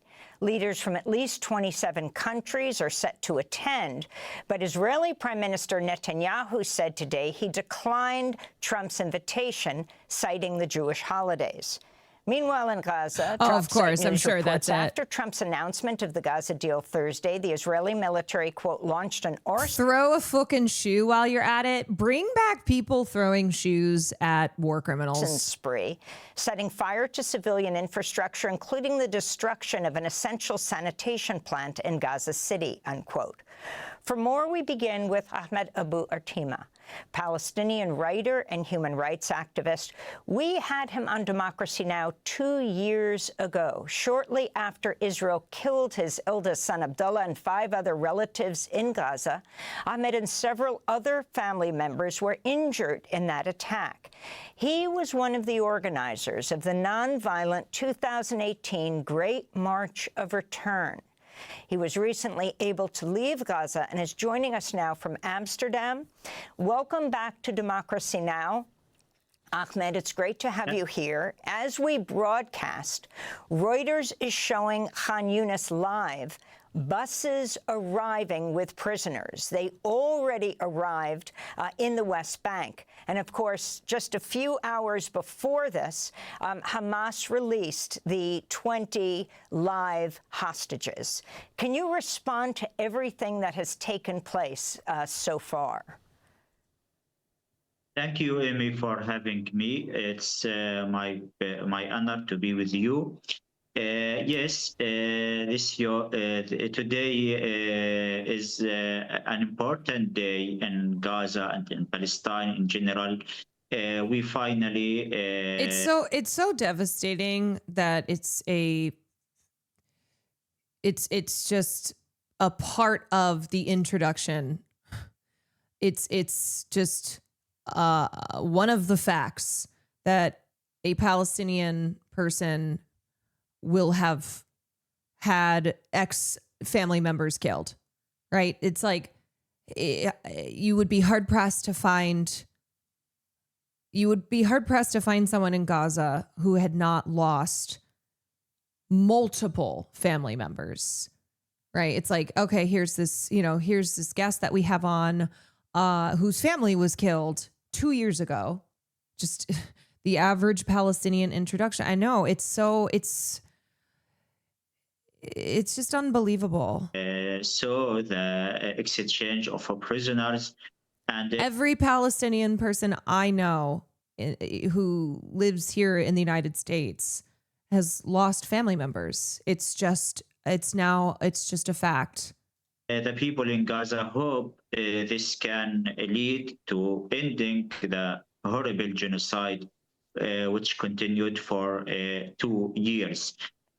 Finally, about 2,000 of the Palestinian prisoners returned back to their home, to their families, and there are still in the Israeli prisons more than 9,000 Palestinian prisoners.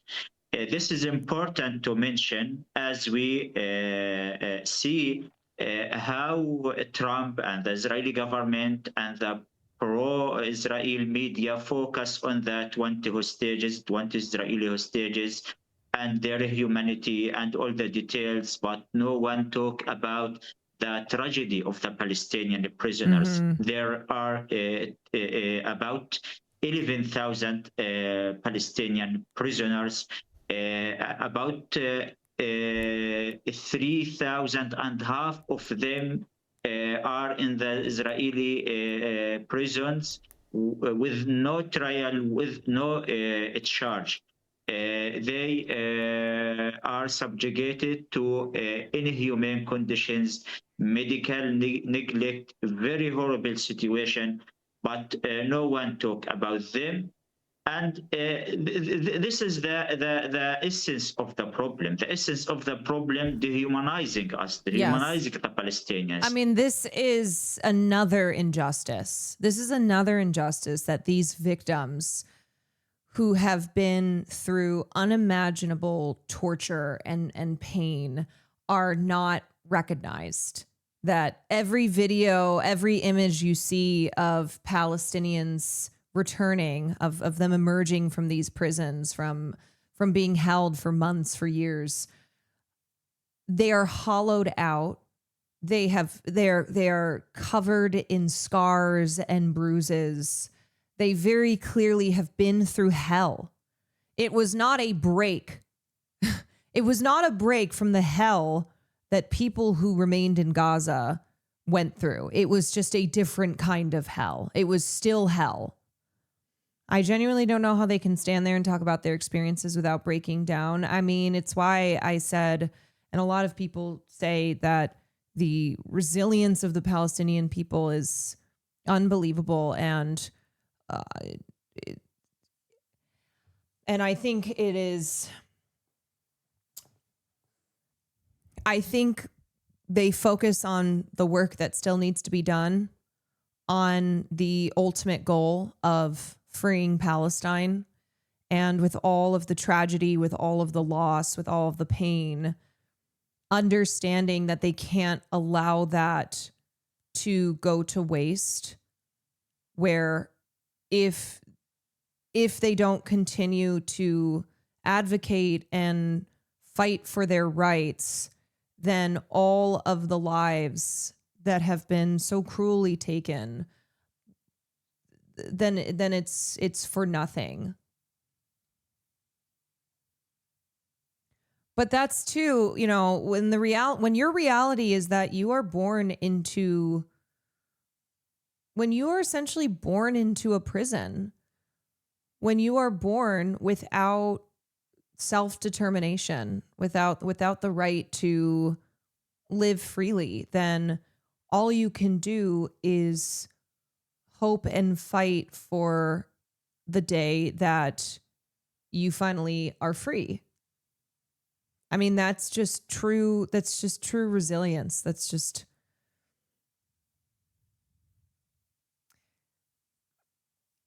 it's really something that most of us will never be able to fully understand, but we can admire and advocate alongside them. they always talk about the issue of the Israeli Literally, they got hostages, nothing to lose but and, their chains. they have to return to their home. But what about the Palestinians? What about 2 million of the people in Gaza live a catastrophic, complete catastrophic situation? The people in Gaza, including me, lost everything. We lost our beloved ones. We lost our houses. We lost everything. So it sounds like there are people deserve life, Israelis, and there are people don't deserve life in the perspective of Trump and the perspective of this colonial Israeli government.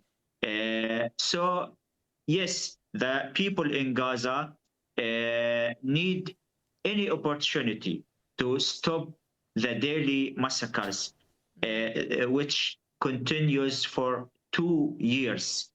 In the same time, we cannot say we are happy. We are happy because we lost everything. The situation in Gaza is catastrophic. And Israel itself, until now, doesn't talk about ending the genocide. Just the Israeli war minister wrote a tweet that they will return to destroy the tunnels after the hostages return back to their homes. So the situation in Gaza, the people finally feel very little rest, that they can sleep without feeling that their tents, their places may be targeted anytime. But in the same time, the catastrophe in Gaza is beyond words, indescribable. So we cannot say today, as Trump said, that the time of peace will start. This is completely wrong. We cannot talk about peace. Which peace they talk about when the injustice is still continuing, when the violations against the Palestinians, the dehumanization, the denial of their very basic rights are still. I think any talk about peace, when it's not be based on the justice and in ending the injustice, it will not be last and stable for a long time. I just wanted to point out 20 Israeli hostages, all of them, have been released. And now, thank you, Digital Deluxe. Hamas, over the next days, apparently, is going to release the remains of hostages who have died. I'm just looking at the report back last year from the from a Palestinian advocacy group that says 198 Palestinians who were killed in 2024, Israel is continuing to hold their bodies. Was there any discussion of the release of the dead Palestinians as there was of the dead Israelis? Exactly. This is the problem. The problem no one talk about.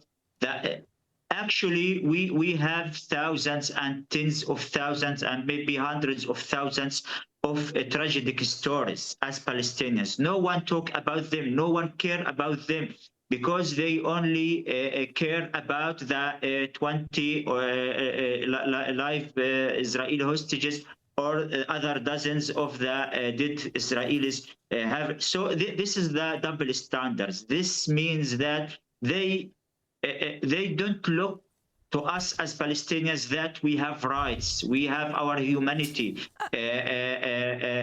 This is one story, the story of the dead Palestinians that Israel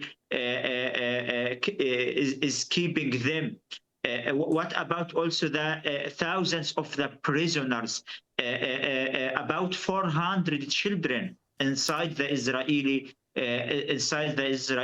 prisons? Imagine that Israel made big propaganda around the world about the monsters of the Palestinian monsters who took the children. What about the 400 children are now in the Israeli prisons? What about the 2 million? What about the 20,000 Palestinian children were murdered in Gaza, including my son Abdullah? What about the 2 million people in Gaza? They are deprived from everything. Their houses were completely destroyed. No one in Gaza didn't affect severely in this Israeli genocide. Ahmed, we don't have much time, but I wanted to ask, do you hold out any hope for this summit? They're calling it a peace summit in Sharm el-Sheikh, which President Trump is going to co-chair with the Egyptian president, with dozens of world leaders there. What do you want to see happen there?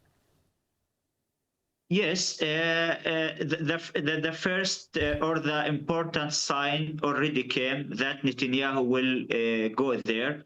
This means this person who is wanted to the International Criminal Court, they will bring them there to whitewash his image after committing horrible, maybe the most horrible genocide in the last decades. So what hope we can expect of this summit, which try to whitewash the image of the criminals? And again, the problem that simply, it's very simple, the Palestinians have their rights, their simple rights, the rights of freedom, the right of ending this occupation, to live their life with dignity. But they try to go away from this issue, this real problem. And they try to portray the problem as there is armed militias in Gaza and we defeated them, then let us now make the peace. They are lying. Have you ever heard recently if Dr. Abu Safia, it doesn't look like the head of Kamal Adwan, which is mainly a pediatric hospital, who was taken by the Israelis, his son killed, has been released. And we know that Marwan Barghouti is also continuing to be held after decades. Israel rejected Hamas's request for him to be released. But do you know about the doctor? I read at morning, but I'm not sure, so I cannot say if he will be released or not. But in general, this is the Israeli policy. The Israeli policy always to reject and to try to kill the Palestinian, any kind of Palestinian happiness. Ahmed, we see that Haaretz is reporting Dr. Abu Safia might be released. Quote, the Israeli government approved 5 extra names overnight into Monday to be added to the list of Gazan prisoners who expected to be released. But as we have to go, I just want to ask you quickly, do you hold out hope with, for example, right now, apparently as President Trump was addressing the Knesset in Egypt, Prime Minister Starmer and Macron were meeting with Mahmoud Abbas in Sharm el-Sheikh. And I wanted to wrap that together with, you're in Amsterdam now. I mean, you've been in Gaza, but are now in Amsterdam. And I mean, we have seen in Amsterdam in the largest anti-war pro-Palestine protest in Europe, where some 250,000 people gathered in the city before marching through the city center. The resistance that you're seeing around the world and the recognition of Palestine as a state. Yes, I think this is the real hope. The real hope, not relating to what's happening in that summit, which tries to whitewash the image of Netanyahu and the Israeli war criminals. The real hope comes from this world uprising against this genocide. So I think I believe that the Palestinians, yes, now they are politically and in all the sides they are weak. But when we see this world support and world solidarity, as we saw here in Amsterdam, in Italy, in Spain, in the United States, in the United Kingdom, everywhere, this large movement that support the Palestinian rights and condemn the Israeli genocide, this gives us kind of hope. Thanks for watching. Yeah, so basically what's happening now is the attempts to win back public support for Israel, because prior to October 7th, especially in the United States, people felt in favor of Israel, mostly because they didn't know anything otherwise. And decades of propaganda has resulted in the belief that Israel is the only democracy in the Middle East. Israel is our best friend. We and Israel are in this together. And so the public support has greatly gone away.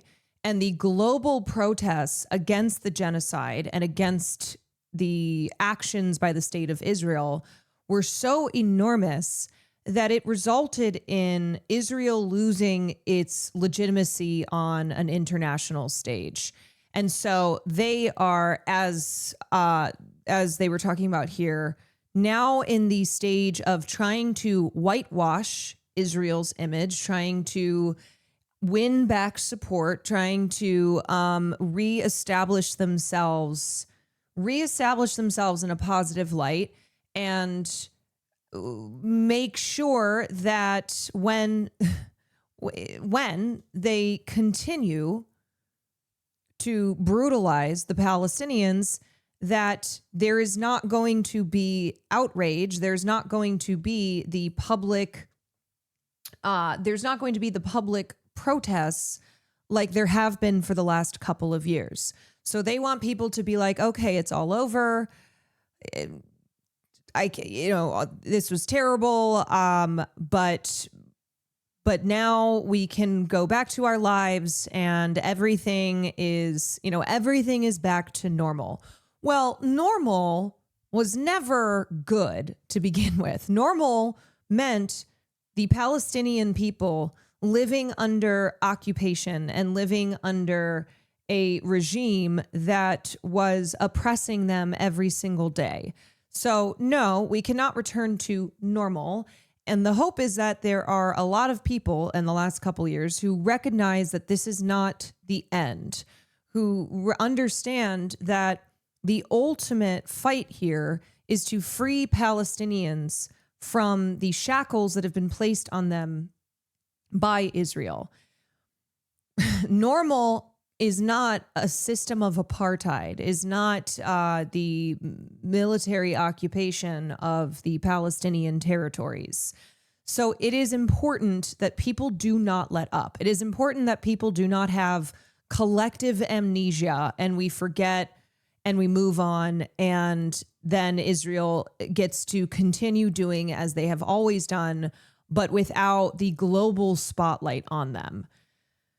And here's an example of how the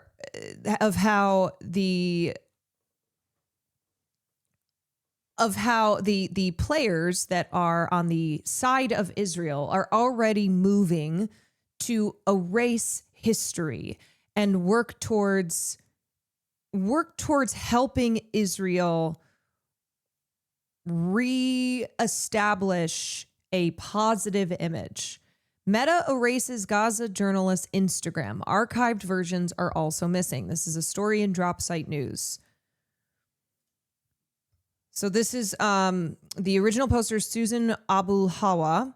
Some time ago, a friend of mine told me that she thought Israel, through the multitude of their technology tentacles, were going to try to scrub the internet as much as possible of evidence of their crimes.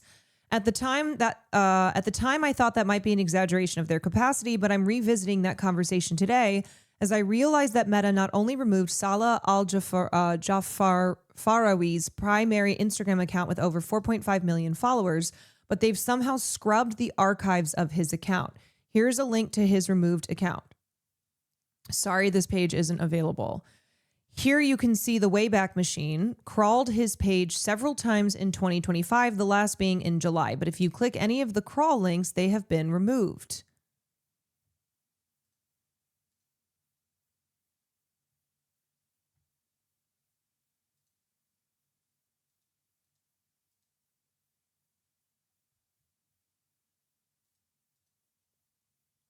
Here's a screenshot of the Wayback Machine showing that his page was crawled multiple times. But if you click on any of the active links, they give the URL. They give that the URL wasn't crawled.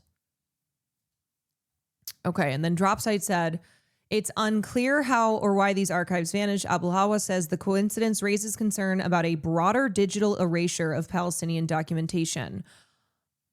Al-Jafarawi, widely followed for his on-the-ground coverage of the Gaza genocide, had faced repeated censorship before his account's removal. He was killed yesterday by an armed group reportedly collaborating with Israel. Abulhawa warned that this could mark a new phase in efforts to wipe evidence of Israeli war crimes from the internet.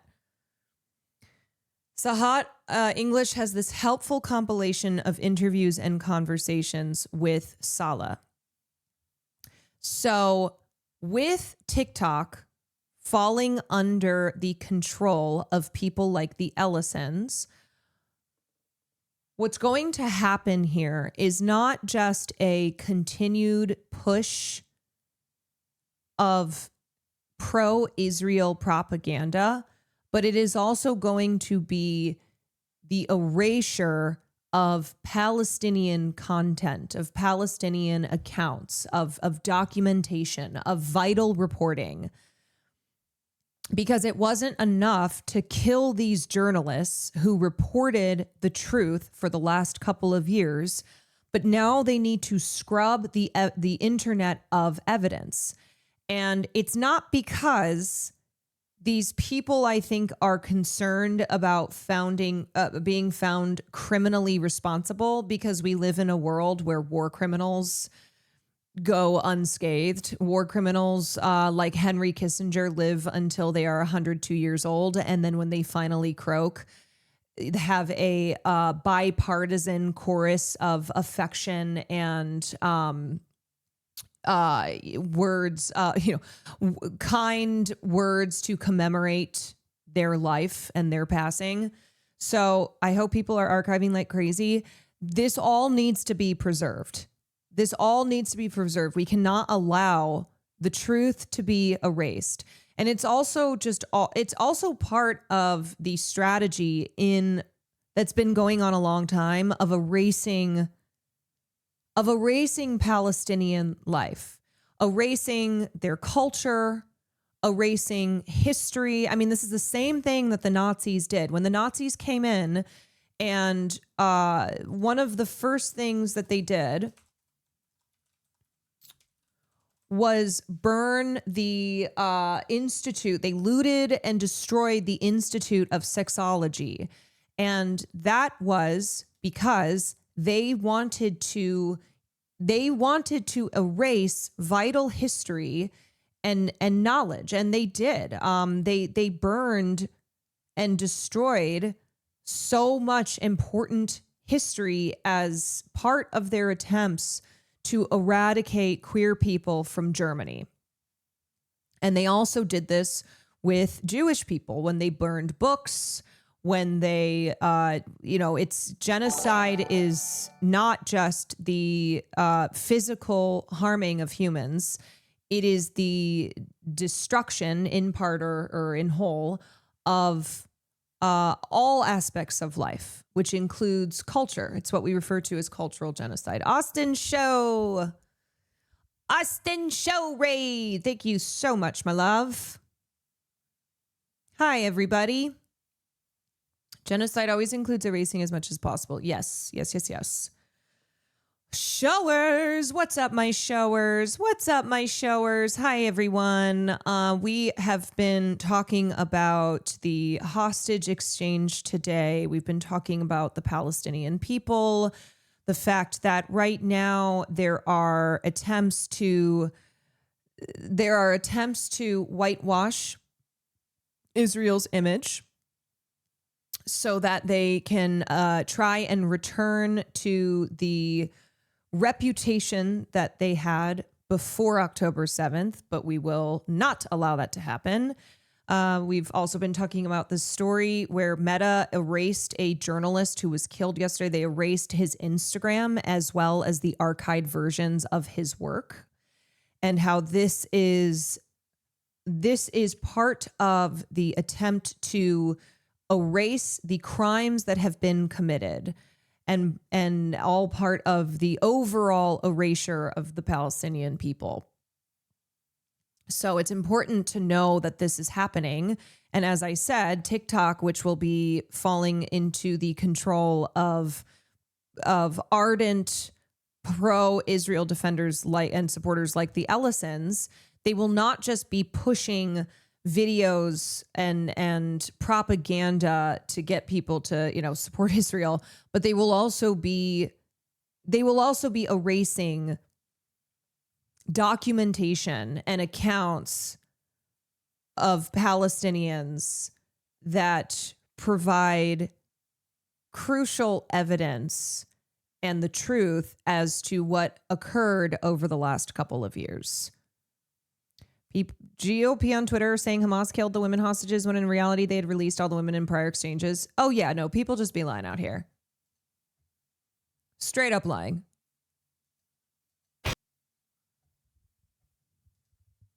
Erasing proof of war crimes and genocide history getting rewritten before our eyes. So obviously the people in here, people in a community like this, you guys know what's going on. You guys are not going to pretend that everything is fine, that peace has been achieved, that all is well. We can go back to the way things were, but it's for the average person who over the last 2 years has turned away from viewing Israel as an ally, the kind of general public that Israel and the United States assisting them are hoping to bring back into the fold. Or it's like, hey, y'all can't be mad at us if there's nothing to be mad about, if there's no longer anything out there for you to look at and go, hey, wait, this is wrong.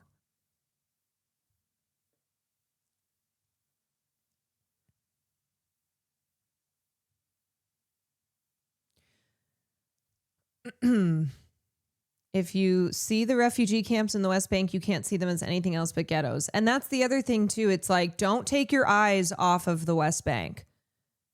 Don't forget about what is happening there as the genocide in Gaza hopefully actually comes to an end. And then the next step is to pursue the path forward for true liberation. That means liberation for all Palestinians, Palestinians in diaspora, Palestinians in the West Bank, Palestinians in Gaza.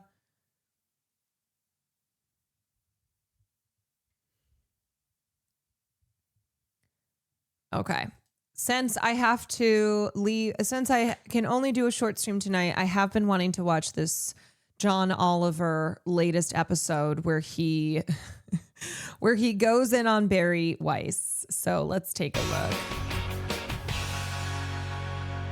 Trigger warning, We're going to dive Barry straight Weiss. in with our main story tonight, which concerns CBS News, one of the most trusted names in American journalism. It gave us Edward R. Murrow's Harvest of Shame, Walter Cronkite delivering the news of JFK's assassination, and of course, this. In recent months, a kind of underground fashion has spread among marijuana smokers.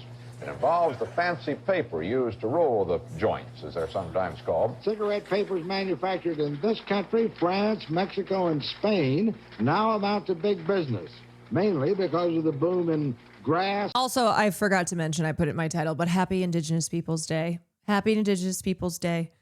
If you are Indigenous, this is your day. We celebrate you. We wish you a happy Indigenous Peoples Day. Pot, tea, Mary Jane, reapers, giggle grass, or marijuana. Wow. Someone really did their research into weed synonyms back then. I just wish he'd kept going. Giggle grass, bong weed, power flower, magic cabbage, Lucifer's lettuce, smoky dokey, whizzle bizzle, and of course, checking in at the Blitz Carlton. Specifically, we're going to talk about CBS's parent company, Paramount, and its recent merger with Skydance Media, a deal largely powered by the money of Larry Ellison, one of the richest men on earth and notable Trump supporter, with the company now run by his son David, a man with resting just checked into the White Lotus face. There are already some worrying signs regarding what this takeover might mean for CBS News in particular, starting with the fact that this guy is thrilled about it. I think ABC is very bad. I think NBC is very bad. And CBS has a new owner, so we have hope for CBS. CBS has a great new owner, my opinion. Yeah, it is never a great sign when Donald Trump, seen here fresh from a trip to Sephora to colour match his hair to his skin, loves a management decision that you've made. But he does have a lot to be happy about. In order for Skydance to get its merger approved by Brendan Carr's FCC, it committed to adopt measures that can root out the bias that has undermined trust in the national news media. One of those measures was installing this former Conservative think tank CEO as CBS News' new ombudsman. But this Monday, Ellison took a much bigger step. A major shift in the landscape of TV news. Paramount Skydance announcing that they've made Barry Weiss editor-in-chief of CBS News and acquired her online news and commentary organization, The Free Press. She's a registered independent who at one point called herself politically homeless, unrepresented by the two main U.S. parties. OK, first, politically homeless sounds like how you describe Rudy Giuliani's current fashion sense, but it is true. Paramount has bought the Free Press for $150 million, and Barry Weiss, its co-founder, will now be setting the editorial strategy, vision and focus for CBS Mornings, CBS Evening News, Face the Nation and even 60 Minutes. Also, instead of reporting to the president of CBS News... Also, don't forget that the Ellisons are trying to potentially acquire Warner Brothers Discovery. And today... the news was that Warner Brothers Discovery rejected the Paramount Skydance acquisition offer of $20 per share as it was too low. But they are eyeing Warner Brothers Discovery, which would then put them in control of CNN and HBO, which John Oliver's show is on. This will apparently report directly to Yes, I'm David sure he gets Ellison. into Look, it. if I you're haven't not watched this yet. familiar with Barry Weiss, you should know she's a proud contrarian who in public appearances will inevitably deliver some version of this pitch. I confound people because I'm Jewish. I've always thought I was liberal. I'm gay. I'm married to a woman. Like, that's my life. You would think that I'm liberal and I would just go along with the flow. It's like, I look like them, I think like them, I eat at the same restaurants, but I don't think all the same things. And I'm not scared to say when I disagree. God. And I think that's really pissed people off throughout my career. OK, first and least importantly, the reboot of Between Two Ferns looks terrible, but that is her basic self. She's a liberal who... She really just tries to be like, I am not like the other girls. You might think I'm a liberal because I'm gay, but what's the, I'm new in town. I am gay. I have AIDS. Wait, excuse me. I am homeless. I am gay. I have AIDS. I'm new in town. But I am not a liberal. Brave enough to disagree with other liberals, and along the way, she's accumulated admirers from Jeff Bezos to Meghan McCain, and from Amy Coney Barrett to Joe Rogan. And if you're thinking, wow, that's not a very ideologically broad from and to, you're starting to catch on, because there are times where she's a little more explicit about what she believes, like when she gave a speech to the Conservative Federalist Society featuring this fun joke. I'm a gay woman who is moderately pro-choice. I know that there are some people in this room who don't believe that my marriage should have been legal. And that's okay, because we're all Americans who want lower taxes. Good one. And you can almost hear that room unclench. What is moderately pro-choice? We're just making up new political identities now. After she basically says, I know you think I deserve fewer rights, but don't worry, besties, we're still chill.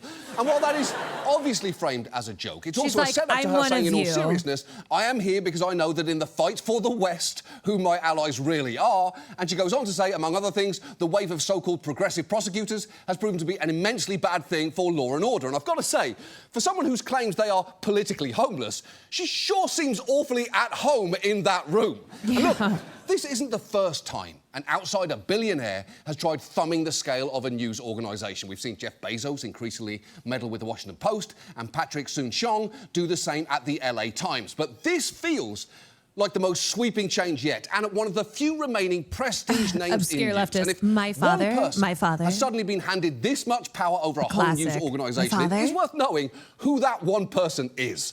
So tonight, let's take a look at Bari Weiss. And let's start with the fact that she's been given editorial control of a massive news organisation, even though she's never run a TV network, has no experience directing television coverage, and as one 60 Minutes producer pointed out, is not even a reporter. That is true. Yeah. She didn't come up through the news side of a newspaper, but through the opinion pages, which are a very different thing. She really made a name for herself after she was hired by the op-ed page for the New York Times in 2017. And to hear her tell it, it was for a pretty simple reason. Like this, okay, honestly, Bari Weiss is a perfect example of who the anti-woke, anti-DEI crowd thinks that DEI hires actually are. When they accuse somebody who's a woman, who's black, who's queer, of not being the right person for the job and only being there because they are from a marginalized group, they're actually thinking about Bari Weiss. They're actually thinking about this woman who continuously fails up, who has no business running a fucking newsroom. Yeah, she's the prototypical DEI hire as far as the right wing views DEI hires. But of course, because she's one of them, they don't care that she's not qualified. They don't care that she was paid $150 million for a fucking rag, for a blog that is just so clearly with the intention of let's make sure that we support Israel and let's make sure that we shit all over the woke crowd. Like that's the free press. To put it bluntly, I was brought in along with Bret Stephens from the Wall Street Journal as a kind of intellectual diversity hire. My job explicitly was to bring in voices that wouldn't otherwise naturally appear in the New York Times, either because other editors wouldn't think to commission them, or the writers themselves would think, you know, the New York Times would never accept me. Why do they act like the New York Times is some fucking communist magazine? Intellectual diversity hire? We're just making up words now. Yeah, she was apparently tasked with finding voices that the Times op-ed page would never accept, which is already a big claim, given that before she got hired there, it published op-eds from, and this is true, Muammar Gaddafi and Vladimir Putin. If the Times had been around in the 15th century, I'm guessing it would have given an opinion piece to Vlad the Impaler. Drinking the blood of my enemies isn't disgusting, it's beautiful and courageous. In any case, Weiss started getting attention at the Times for writing provocative pieces like this one, in which she argued that the left had gone too far in policing cultural appropriation. This one, a largely sympathetic profile of the intellectual dark web, a term that she popularised for people like Jordan Peterson and Ben Shapiro. And this one, suggesting progressives were so focused on labelling fellow Americans fascists, they missed opportunities to call out real fascism, which is just some weapons-grade whataboutism.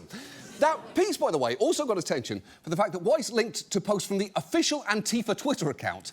There was actually a well-known hoax site, which is pretty embarrassing. You don't expect a Times writer to fall for online hoaxes like they're your 75-year-old aunt on Facebook who keeps posting that message saying, I hereby state that I do not give my permission to use any of my personal data or photos.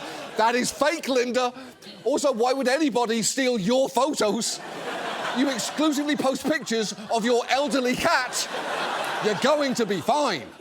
But things came to a head. Her sister sucks too. I know. Her sister talks shit about Anthony Bourdain. Essentially, the Weiss sisters will always have the worst opinion on whatever it is.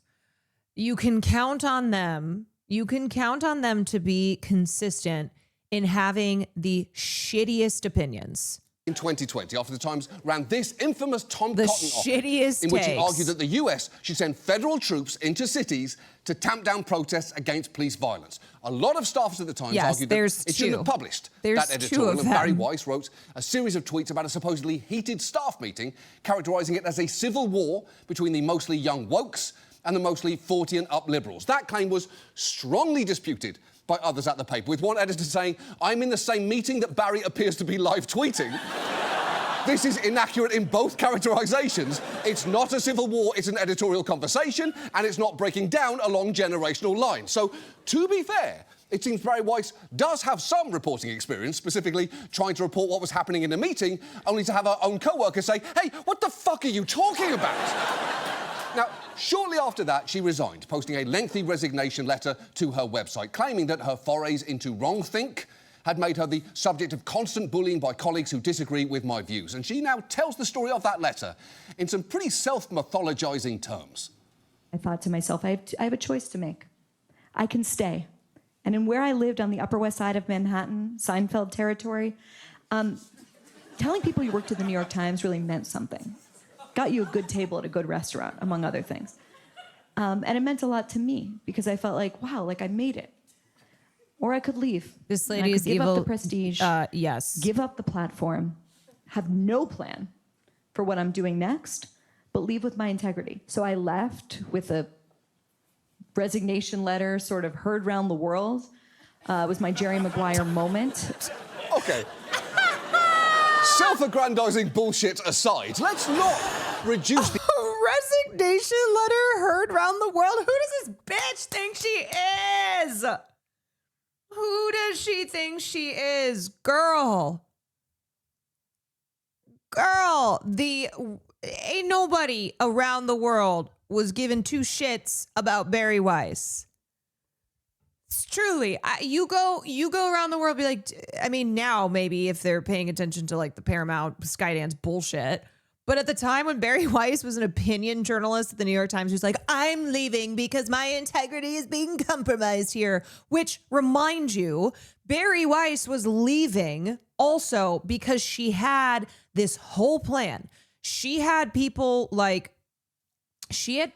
David Sachs and Mark Andreessen and these other Silicon Valley tech types, these billionaires who were going to be funding her next project, the Free Press. So Barry was not leaving because she's like, I just really, my morals and my integrity. It's because this was the plan. All right. She was going to start the Free Press. She's got all this funding from her right-wing billionaire buddies. It's so English language centric thinking. Like, do you think a random Thai citizen cares about you? Yeah. Do you think people in America outside of New York Times readers, outside of like New York Times liberals like my mother, or people who just pay more attention to politics than the average person, do you think anybody knew who the fuck Barry Weiss was or cared that she was leaving her opinion spot at the Times? But of course, because it was heard around the world. Upper West Side to just Seinfeld territory. It's the site of many other cultural touchdowns, like You've Got Mail, Will and Grace, and that time the night before the Macy's parade when Balloon Spider-Man made an absolute meal out of Uncle Sam's ass. My point is, the Upper West Side is more than just one thing. Anyway, she quickly launched her own publication, first as a Substack called Common Sense, and later as a full-blown media company, The Free Press. Its first motto was honest news for sane people, which feels scientifically engineered to trigger an eye roll. Here she is, not long after starting it, making her pitch. I want to create the media company where people can go for the best podcasts, the best reporting, the best analysis, basically combining the blue chip high quality of the old media landscape with the punk energy of the new political realignment. Okay, first, it is pretty hard to claim you've got punk energy when you essentially spout conservative talking points while dressed like the front desk manager at a Courtyard Marriott.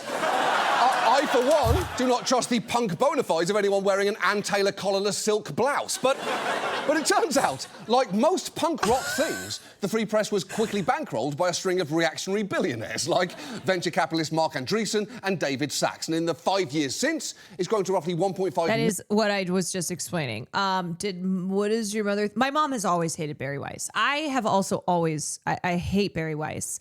And I'm sorry because a lot of you in here probably only know about Barry Weiss from watching these streams. But also, unfortunately, you do need to know who Barry Weiss is because of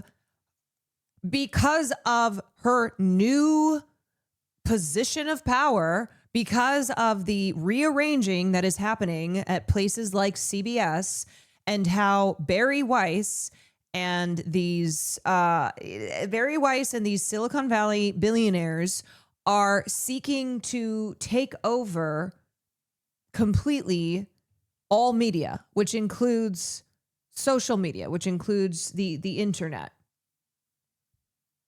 Billion readers, although only around 1 in 10 actually Grims, pay thank you to for the prime. subscribe, meaning it Gimmick boy, generates thank you for the subscription prime. revenues of about $15 million a year, which isn't nothing, but I would argue also not quite enough to justify someone spending $150 million to acquire it, as that is a revenues to valuation ratio that would make Mr. Wonderful start vomiting blood. Anyway, Weiss has since stocked the Free Press with staffers who, in some cases, are quick to brag that, like her, they are proud refugees from the mainstream media. Hey, I'm Lucy. I'm the social media editor here at the Free Press, and today I'm going to ask my coworkers the moment they realized they were free pressers. Olivia, when did you realize that you were a free presser? God. When I was Oh, God, I hate Olivia. Oh, she sucks. If you know who this is, you know she sucks so badly. She's the one who's been doing like weird stalking and harassing of Zoran Mamdani. If you've seen these like free press, oh, we went behind the scenes and found out that Zoran Mamdani is a terrorist.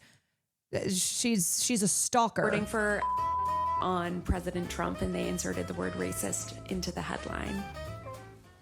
Okay, so just to be clear, she was apparently reporting for NPR, even though that bleep makes it seem like she used to write for an outlet called the Fuckhole Times or something. and the word racist was atop a story of hers about public response to Trump saying these 4 members of Congress, all American citizens, 3 of whom were born in the US, should go back to the countries they came from. Reposted I guess, by if you're not Netanyahu. ready to call that racist, the Free Press might be the place for you. One of Barry Weiss's go-to lines is that she's only interested in the truth. In announcing her decision to go to CBS this week, she said, America cannot thrive without common facts, common truths, and a common reality, which sounds great. But watch her articulate the Free Press's approach to arriving at the truth and see if you can spot a small problem with it. The identity of our brand is truth-seeking, and our premise is you cannot get to truth in an echo chamber. The only way that you get to truth is by sitting next to this is what makes it so different from any newsroom I've ever worked in. Right. Sitting next to someone who disagrees with you, who you still respect, admire them, and collaborate with them. Yeah. I mean, maybe that is how you do it as an opinion writer, but that is not how you get to truth as a reporter, is it? You do that Also, by... Barry Weiss does not live by those words. Do you think Barry Weiss feels that way about people who do not support Israel? Do you think she's like, oh, I can still respect and collab and, you know, we sit down and have a difference? No, not at all. Leaving the newsroom and reporting. That's like saying the only way to hold Henry Kissinger's skull in your hand is by sitting next to someone who disagrees with you. No, that's not it. Andrew Schultz. You do that by leaving your desk, breaking into Dick Cheney's house, going into his master bathroom and taking it out of its jar. And I'll be honest, there's not a ton... Also, you know what's funny is people like Barry who say that, they'll always sit down with fascists. They'll happily sit down with anybody on the right. And yet that's what they consider breaking out of your echo chamber, which is like, okay, Barry Weiss is also right wing. But there is always this capitulation towards the right. Do you think that they are sitting down with real leftists? Do you think that they're engaging in conversation with leftists? No.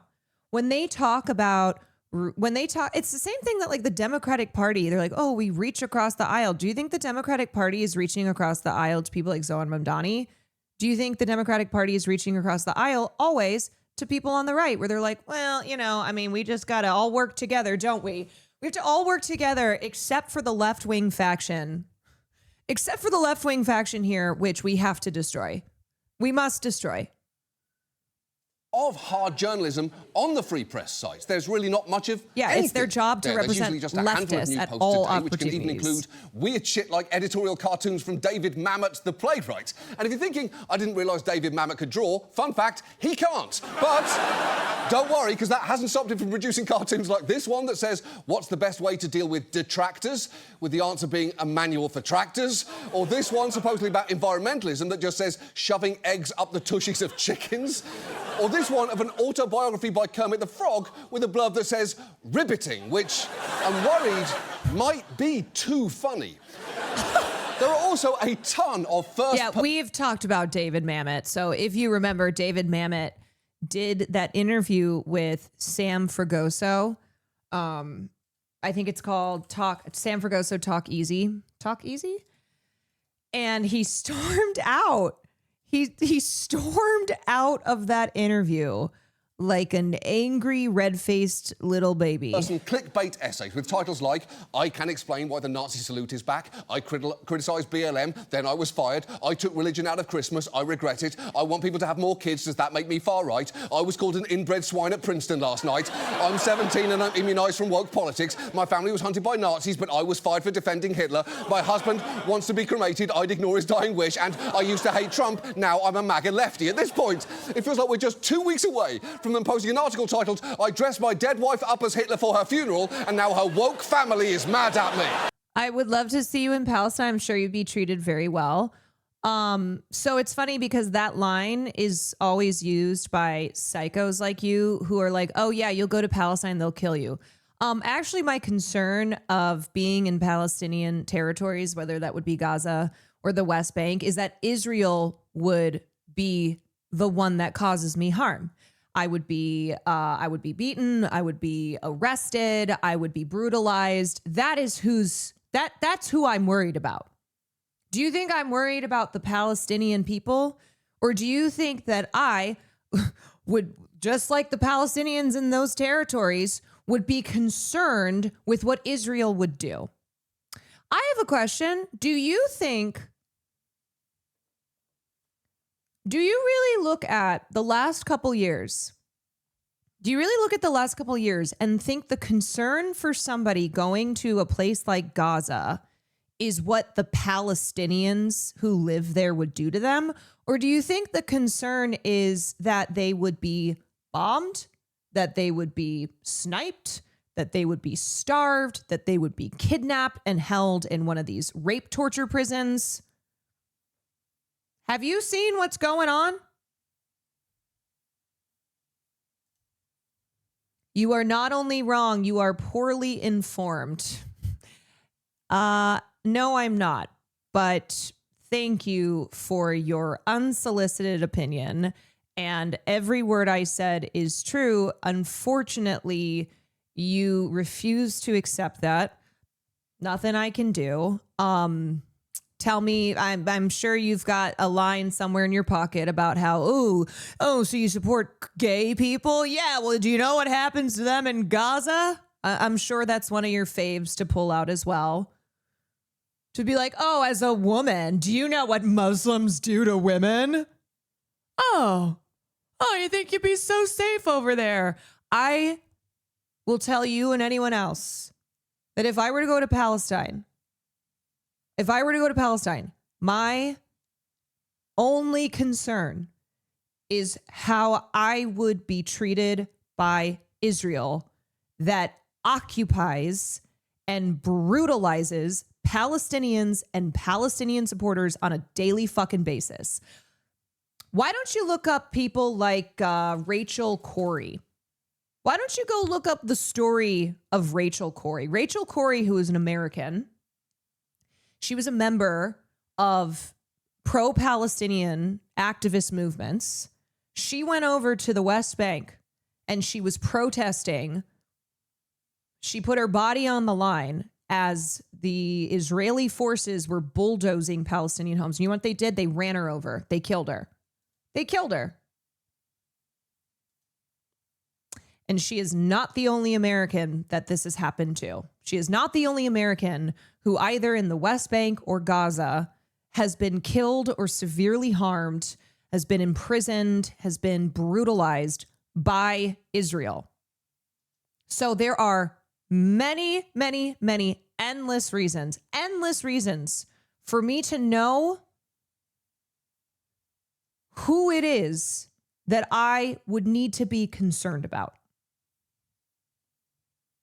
And that knowing if Israel were to do something to me, that people like you and other assholes on the internet would be like, haha, fuck around and find out.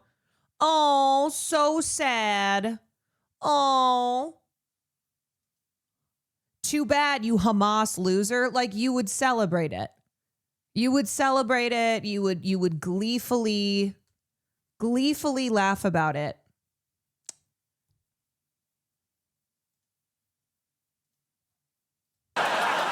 And look, if you go to the homepage of the Free Press, it might not immediately read as a particularly conservative outlet, but once you start reading its articles, the pronounced theme that starts to emerge is the left has gone too far.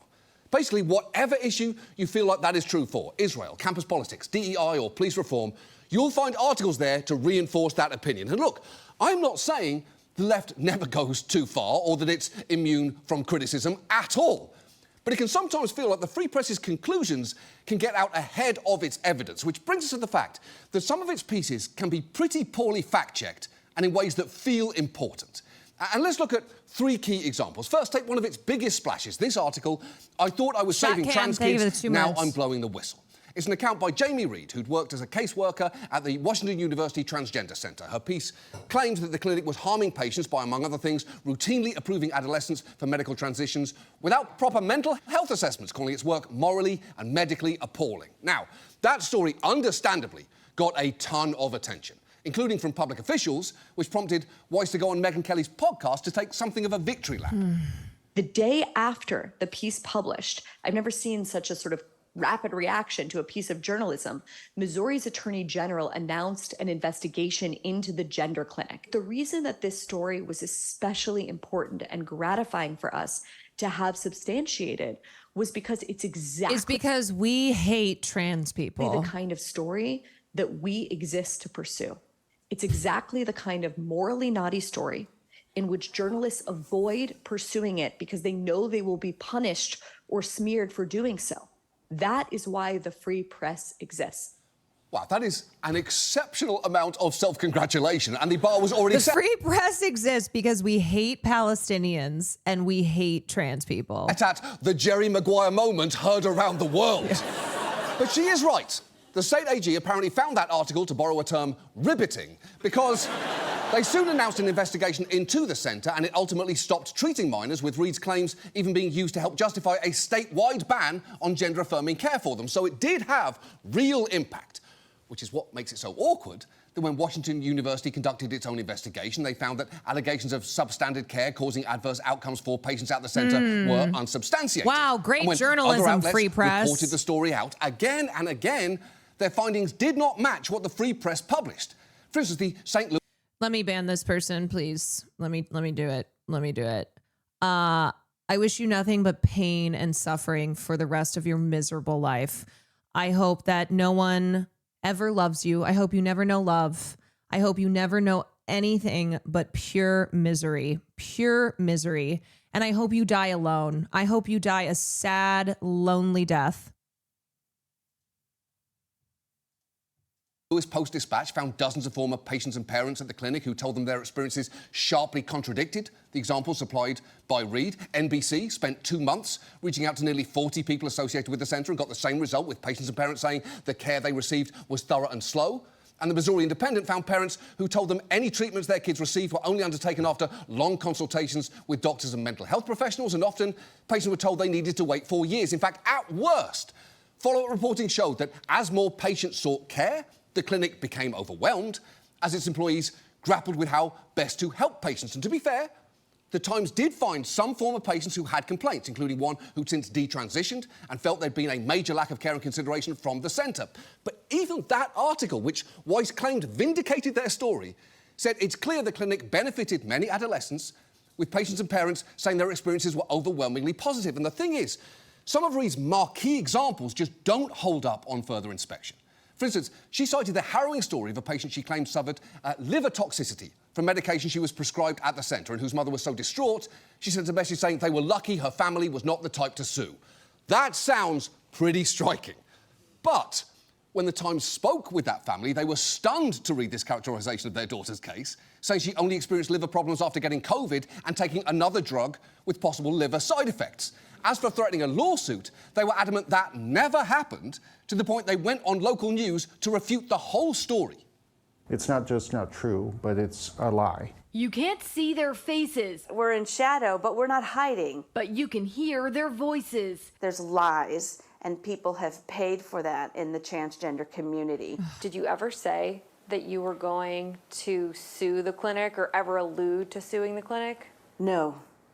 Nope. The parent's message goes on to say they don't regret any decision and would never have denied their daughter these life-saving treatments. We still have no regrets. It's blatant exploitation of my daughter's medical situation. Yeah, that mother felt that the story was blatant exploitation of her daughter's medical situation, or as I guess Barry would describe it, harnessing the punk energy of the new political realignment. And look, I get her frustration at seeing misinformation about her daughter go far and wide. In fact, when we reached out to that mother, she told us, I've been fighting for the truth about that damn Free Press article for a while. Oh, Free Press ain't so free. Getting the sense that the Free Press isn't about to let whatever fact-checking they do get in the way of a story they want to tell you. That also extends to some of the original reporting they do. Take this piece that they published last year about... This result is that people start to hide their experience out of fear of it being used as a weapon against them. Here's the thing. There are people who detransition. It is still a minuscule amount, but those people are propped up by the right. And then you have losers like Maya Poet who become the face of detransitioners and who, like, nobody should have to hear from this person at all. But because they use this as a way to attack the trans community, I am sorry for even mentioning Maya Poet's stupid fucking name. But this then is who people like Barry Weiss and rags like the Free Press love to hone in on. Yes, there's less detransitioners than people who regret boob jobs and people who regret tattoos. Okay? And this is not at all about seeking the truth, about talking about things that people are afraid to talk about. This is, we have a very clear agenda here. We have a very clear anti-trans bias. And so we are going to engage in things like cherry picking, in distorting stories, finding like one person who then will be used to represent all trans people and be like, see, this is the truth. This is really what's going on.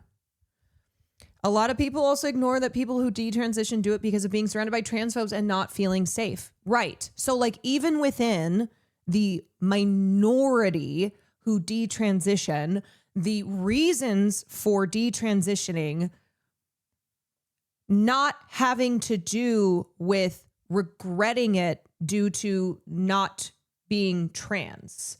It is, of course, the continued the continued harassment, the pressures, the everything that trans people have to deal with by existing that results in individuals deciding to detransition or just wanting to disappear, just wanting to not have to deal with any of this. Yeah, so basically, yeah, due to transphobia, pressure from family, lack of getting a job, realizing they're non-binary, getting on the wanted effects of HRT, stop taking, etc. There are lots of reasons as to why somebody would detransition, and also remember that detransitioners are a small part of, a small percentage here. And there's a reason that you see the same two face of detransitioning, why you see them everywhere, why they're on Fox News, why they're in the Free Press, why they're all, always on Twitter, why they're on every right-wing show and podcast, etc. Austin, claiming crime had soared there under a progressive DA named Jose Garza. It prominently featured a billionaire. Maya Poet is my hero. That's just sad. That's just sad. I'm sad for you because Maya Poet is just a loser, just a real loser. Check the username. Real Gila Klein. Okay, then that person has to be trolling. I have to believe that is just somebody who is all about the troll. It's the same with migrant crime. Hate that phrase. The right always uses the same couple stories. Yes, they cherry pick, they use anecdotes and apply it generally. It's really frustrating. Named Daniel Lebetsky, the founder of Kind Snacks, who'd moved to Austin a few years earlier and was supporting a primary campaign to elect a more moderate DA. The story claimed that Austin's crime wave was leading many of its most buzzed-about new residents and some of its wealthiest to worry it might become the next San Francisco. But as local news there pointed out, there was a pretty big hole in that piece's argument. But this article from a website called The Free Press, one of the first lines, hopefully we can pop it up right here on the screen, one of the first lines of the article claims crimes in Austin has soared under a progressive district attorney. This morning, the numbers tell us that that is just not the case. We looked at crime reporting data from Austin police. So in December of 2020, before Jose Garza took over, 20,500 crimes against people were committed throughout the entire year.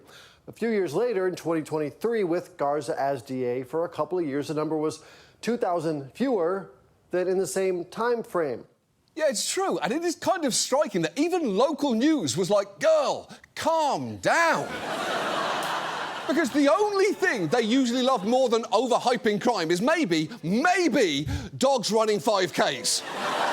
This just in, woof, woof, pant, pant, good boy goes fast. And finally, there's this piece the Free Press recently posted about media coverage of young people starving in Gaza. It concerned photos that it said had helped convince a growing number of Americans that Israel has induced famine and is committing war crimes in Gaza. There is a lot wrong with this article. For one thing, it questions how starvation and famine have been measured by claiming the IPC, the international body that helps monitor food insecurity and malnutrition, has quietly changed its methodology in Gaza, essentially redefining the criteria for determining a famine. But that is false. Very basically, the IPC has multiple metrics for measuring malnutrition in children. One involves measuring height and weight. Another involves arm circumference. Now, because arm circumference only requires a tape measure, it's far easier to obtain, especially in a place like a war zone. So in Gaza, that is what they started using because of, all of this shit happening. And those methods were not, in fact, quietly introduced, as the Free Press suggested, but have been accepted since 2019 and previously used in famine classifications in South Sudan and Sudan. But it gets even grosser because the piece tries to provide extra context for some pictures of starving children. And here's one of its writers, the one who used to work for the Fuckhole Times, summing her work up. So you've probably seen these photos of skeletal kids in Gaza on front pages, all over social media, even in a UNICEF ad. They've become the symbols of famine. But we decided to look into these photos. and the But story- we decided here at the Free Press that we were going to go, actually, I don't think so. Actually, these children who are starving and who are dying of this man-made famine, we don't care. And we're going to pretend that it's reasons other than Israel forcing this on them. behind them. And what we found is that in case after case, these kids were sick, but not just with malnutrition. In every instance, they were suffering with other conditions or illnesses like cystic fibrosis, cerebral palsy, and even traumatic head injuries. It's totally fine, even though Israel also has bombed all the hospitals and denied them medical care. And so these children have other conditions that are being exacerbated by the conditions that Israel has intentionally created in Gaza. Now, their article claims all those kids were Yeah, where do already you get a facing grave traumatic head situations injury because of from? their health, Huh. irrespective of any third-party action. But a few things. First, the traumatic head injury she mentioned was, as their article points out, caused by an Israeli shell explosion, which feels like a pretty significant third-party action. Second, it's not like the 12 photos they chose to look into are the only ones illustrating stories about famine in Gaza. And as for the notion that this is something that the mainstream media was ignoring, there is a key problem with that claim too. And see if you can spot it as she walks through their in-depth journalistic process. We did something so simple, it's shocking that no other journalist bothered to do it. So this is how we figured this out. Let's just take this example of Najwa Hussein Hajj, who appeared in CNN simply as suffering from severe malnutrition in Gaza City. So all we did is we took her name, we went to Google Translate, we took the Arabic spelling of her name, put that into Google, and pulled up a lot of local clips in which her parents were talking about what was really going on. And what we learned is that she has an esophagus condition, which is something that was even reported in English media, including the New York Times. That is What kind of psychos do you have to be like, actually, it's fine that Israel's starving disabled children because they were already disabled. So it's fine. Quite different and more nuanced story than the assumption that Cree Israel 84, thank you for wants the her prime. dead and they're starving her. OK, so if no other journalist bothered to do it, but it was even reported in the New York Times, that sure suggests the journalist very much did bother to do it. But also, if we're talking about context, when it comes to the child she mentioned there, they quote from an Arabic news outlet. Here is the whole section about her from that outlet. Here's the translation, and here's the quote the Free Press pulled, mentioning her ailments since birth, including vomiting while eating. But it's worth noting, the sentence before says her condition worsens each day without access to protein and vitamin-rich foods that are needed for her treatment. Yeah. And the line after reads, during the Israeli war on the Gaza Strip, her condition deteriorated and she developed malnutrition because the right food for her was simply unavailable. And while I would love to keep splitting hairs on whether a country's starving kids is better or worse if those kids are already sick, let's just table that discussion for when I see you in hell. And that is not the only bit of cherry picking in that piece, which features a lot of young people with, yes, pre-existing conditions or ailments, but which were made significantly worse when they couldn't access food. And to be clear, as the president of Refugees International wrote, people with underlying conditions always suffer first when hunger sets in, adding that vulnerability is not a rebuttal of famine, it is a feature of how famine kills and who it hits first. And it is kind of weird that nobody at the Free Press thought to include that sort of important context, given that they are famously proud of their ability to Google shit.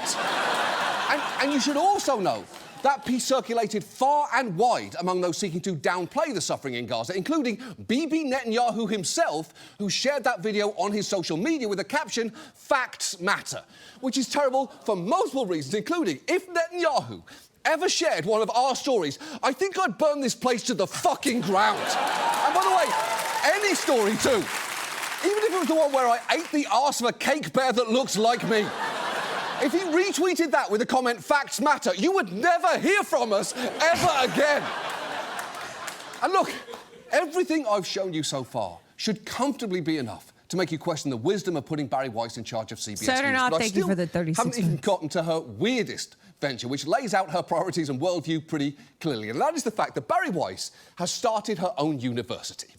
Specifically, she's co-founded the University of Austin in Texas, and it is exactly what you'd expect. Here is one of the school's promo videos.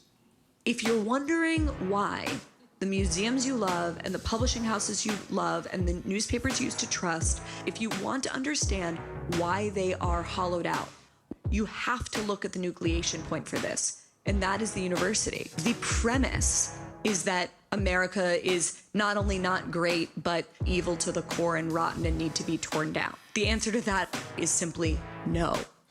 OK, there are so many things wrong with that, from the firm no to a bullshit straw man argument to the claim we all have publishing houses we love that have been hollowed out, to the pretentiousness of the phrase nucleation point, which sounds more like the title of a straight-to-streaming action flop starring Steven Seagal.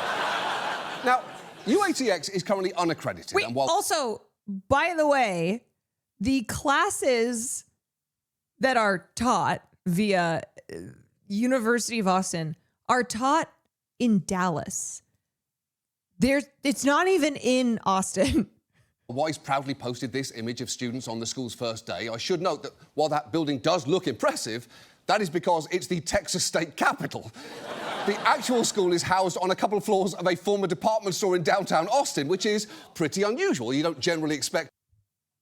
But the classes, unless it's changed, in the beginning it was in Dallas. So it was very confusing. I think this sounds like they're now doing stuff in Austin. But in the beginning of this university, it was in Dallas, and it was supposed to be, I think, intentionally confusing because there is Austin, there is the University of, there's UT Austin. Yes, there's UT Austin, which is a major university, and I think that's why they named it this. A college to suddenly pop up in an abandoned store like it's a spirit fucking Halloween. But while the school may not have a traditional campus, it does have a white marble bust of Barry Weiss prominently displayed in one of its common areas. It was apparently donated by Joe Lonsdale, the billionaire co-founder of the defence contractor Palantir. He's one of several billionaire donors to the school, along with Daniel Lubetsky, you know, the nut bar billionaire from that Austin crime wave story, and Harlan Crow, famously Clarence Thomas's benefactor. So the school's already got a lot. Yeah, and lover of Nazi memorabilia. It's the college equivalent of a shitty strip mall red flags church. on it, even before you get to what's being taught in there. Its Substack, because of course it has one, brags that it's a place where students quote Joseph Conrad and Joe Rogan in the same breath. And one of its big selling points is that its students adhere to what's called the Chatham House Rule, which essentially requires all classroom conversations be conducted off the record. And I'll let one of the school's professors explain. If someone says something unacceptable to people or shocking or problematic, you can't run out and say, Bobby said something racist or Susie actually is a Zionist. You cannot do this. And what that means is that students don't have to conform. They can actually say what they think. Oh, that's good. Well, in the spirit of saying what we think, I'll go first. Your vibe is all the way off. You look like Guillermo del Toro if he only directed episodes of Yellowstone. And you enunciate like you're the third Crane brother that Frasier and Niles never talk about. And you can't tell anyone I said that. Chatham House Rule. And if you're wondering what sort of topics might require a rule like that, apparently one of their first offerings were summer classes called The Forbidden Courses, which promised to inquire honestly into today's most vexing questions, which they then illustrated with this photo of an instructor seeming to point out hot-button statements for debate. And if you zoom in, you'll see, there it is, non-black people cannot use the N-word. And suddenly, that Chatham House rule makes a whole lot of sense, doesn't it? Although, any black college student will tell you, you don't need to set up a whole university to find out which college kids are comfortable using the N-word, when all it takes is a couple of rum and cokes and Lil Wayne to come up on shuffle. Look, it is no mystery what sort of person starts a university like this, but in case there were any doubt at all, just listen to Barry Weiss, not long after the campus protest started over Gaza, spell out as clearly as possible what she wanted to see happen. Above all, starting today, we need to uproot, root and branch the ideology that has supplanted truth at the core of American higher education.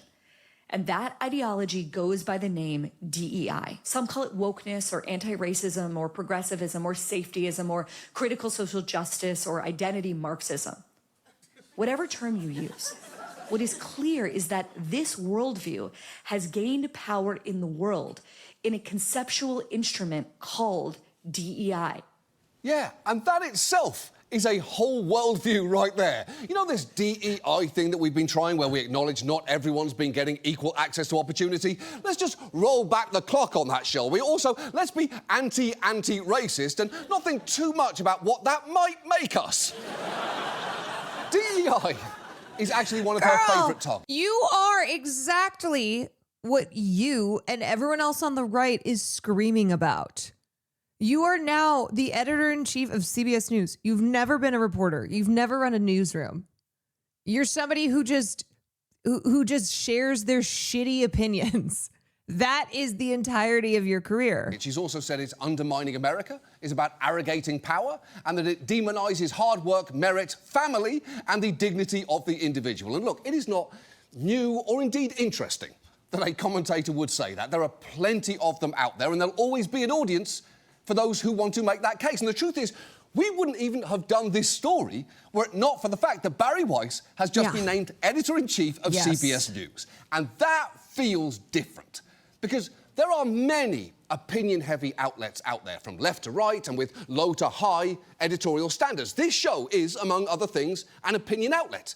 And while our staff works incredibly hard to research stories before we write something and vigorously check our facts afterwards, we're also not the news. And I wouldn't want anyone who led a pure opinion outlet, not even one that I happen to agree with, to suddenly be running CBS News. But it is especially alarming to have someone doing it who has spent years putting out work that, in my opinion, is at best irresponsible and at worst deeply misleading. And look, it is not just about Barry Weiss being at CBS. It's about the fact that CBS is now under the control of someone who thinks that she and her editorial sensibility make her a good fit for the job, and who, incidentally, is reportedly preparing a bid for Warner Brothers Discovery, home of CNN and, HBO, which isn't ideal, although, I've got to say, if what he likes about Barry is that she forces him to have hard conversations that get a bit uncomfortable, maybe he'll like this. But the thing is, it's not just about Ellison either. Again, he's just the latest in a string of billionaires who've taken over our journalistic institutions, from the Washington Post to the LA Times, and started making worrying changes. And whatever complaints I might have had with their coverage before, and I have had plenty, my solution would never have been this.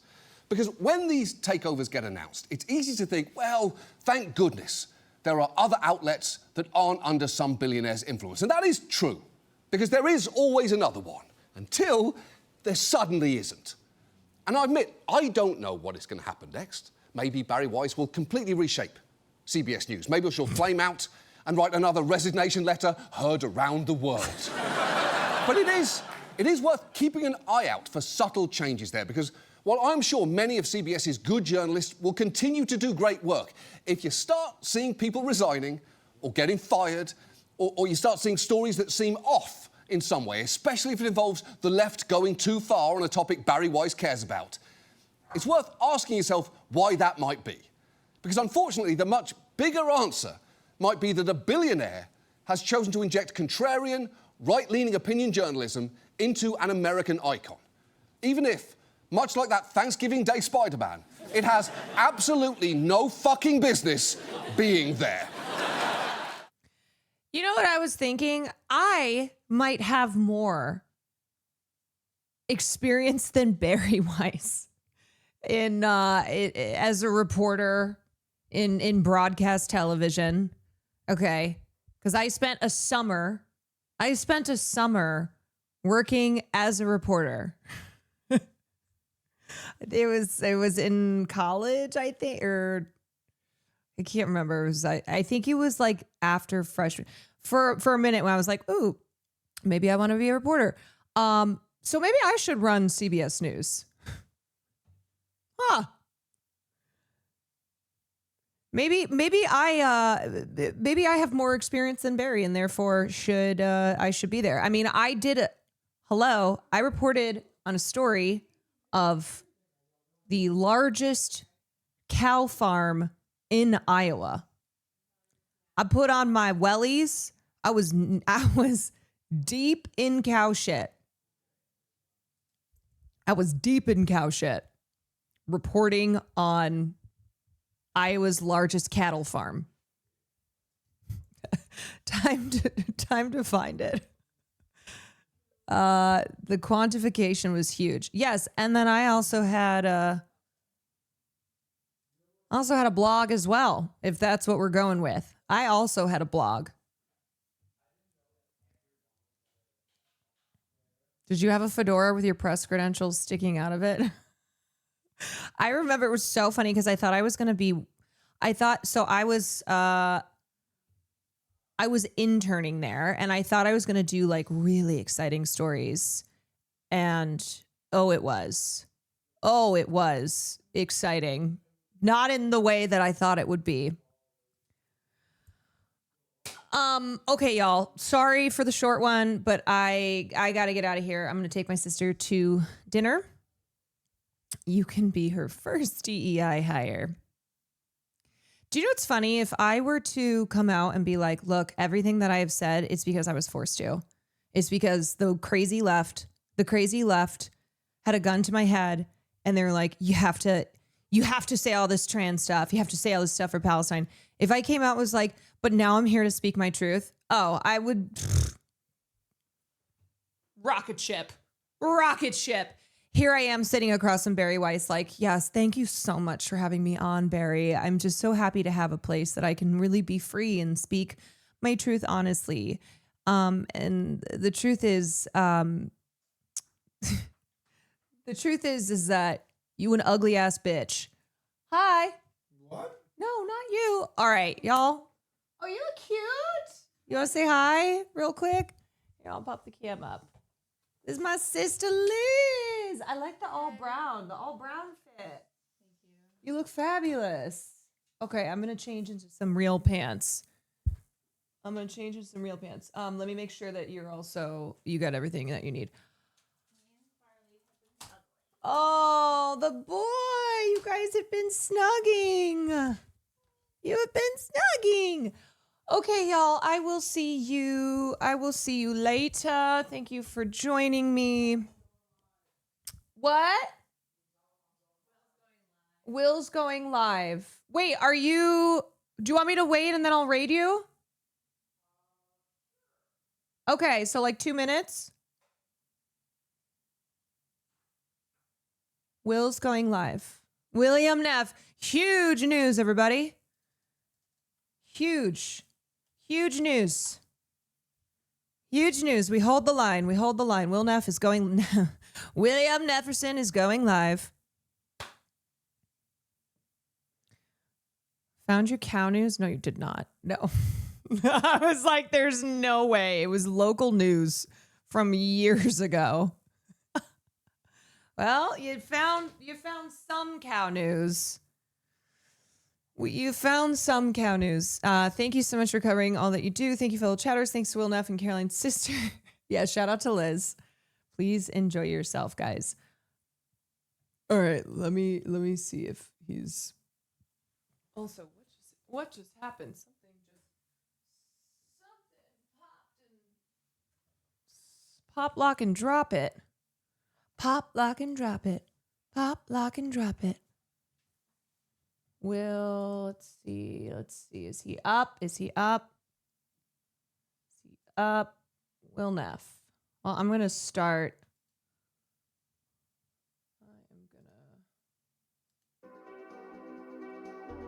We're holding. We're stalling. Let's see that. Go live notification. He's live? No, he's not. Is he? No, you lied. were wrong. You led us astray. My sister was cold earlier, and I gave her Will's coat that he wore at the Streamer Awards. It's a sleigh. Wait, is he live now? No, you know what? I'm just checking myself. I started to send the raid. Let me text him. You live, bro? You live?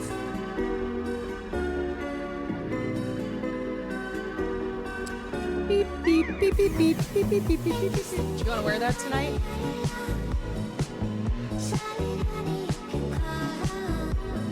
It's been raining. It is chilly. Also, my sister told me, okay, I did tell people about the funny astrologist. So I didn't say the name, but my sister, no. I didn't say the name.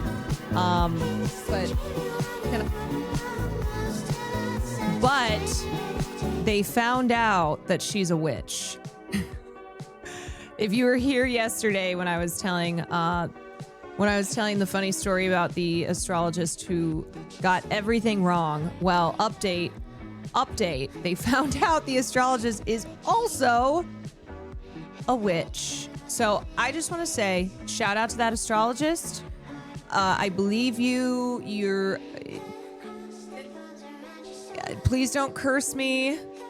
Oh, the raid is sending. Shit. I started. Oh. Come on, Will. Come on, William. Come on. I totally believe you. I totally believe you. I gotta go, but I wanna read you. Well, we do. I did make a mistake. And I know you get tired. You're not a late night owl. Did you nap? Yeah, I know. I'm cognizant of the fact that most people have more of a normal schedule than we do. So you did. You have it in you. Just send the raid. Should I just send it? Okay, wait. He just said he's going live now. He's going live now. Okay, so I'm gonna hit that. That is implied with the professional astrologer. Is it implied? Is it implied that they're also witches? It's like if you're an astrologer, then you're a witch. For sure. I don't know. But all I can say is that this one, I believe her. Okay. Oh. Ah! Oops.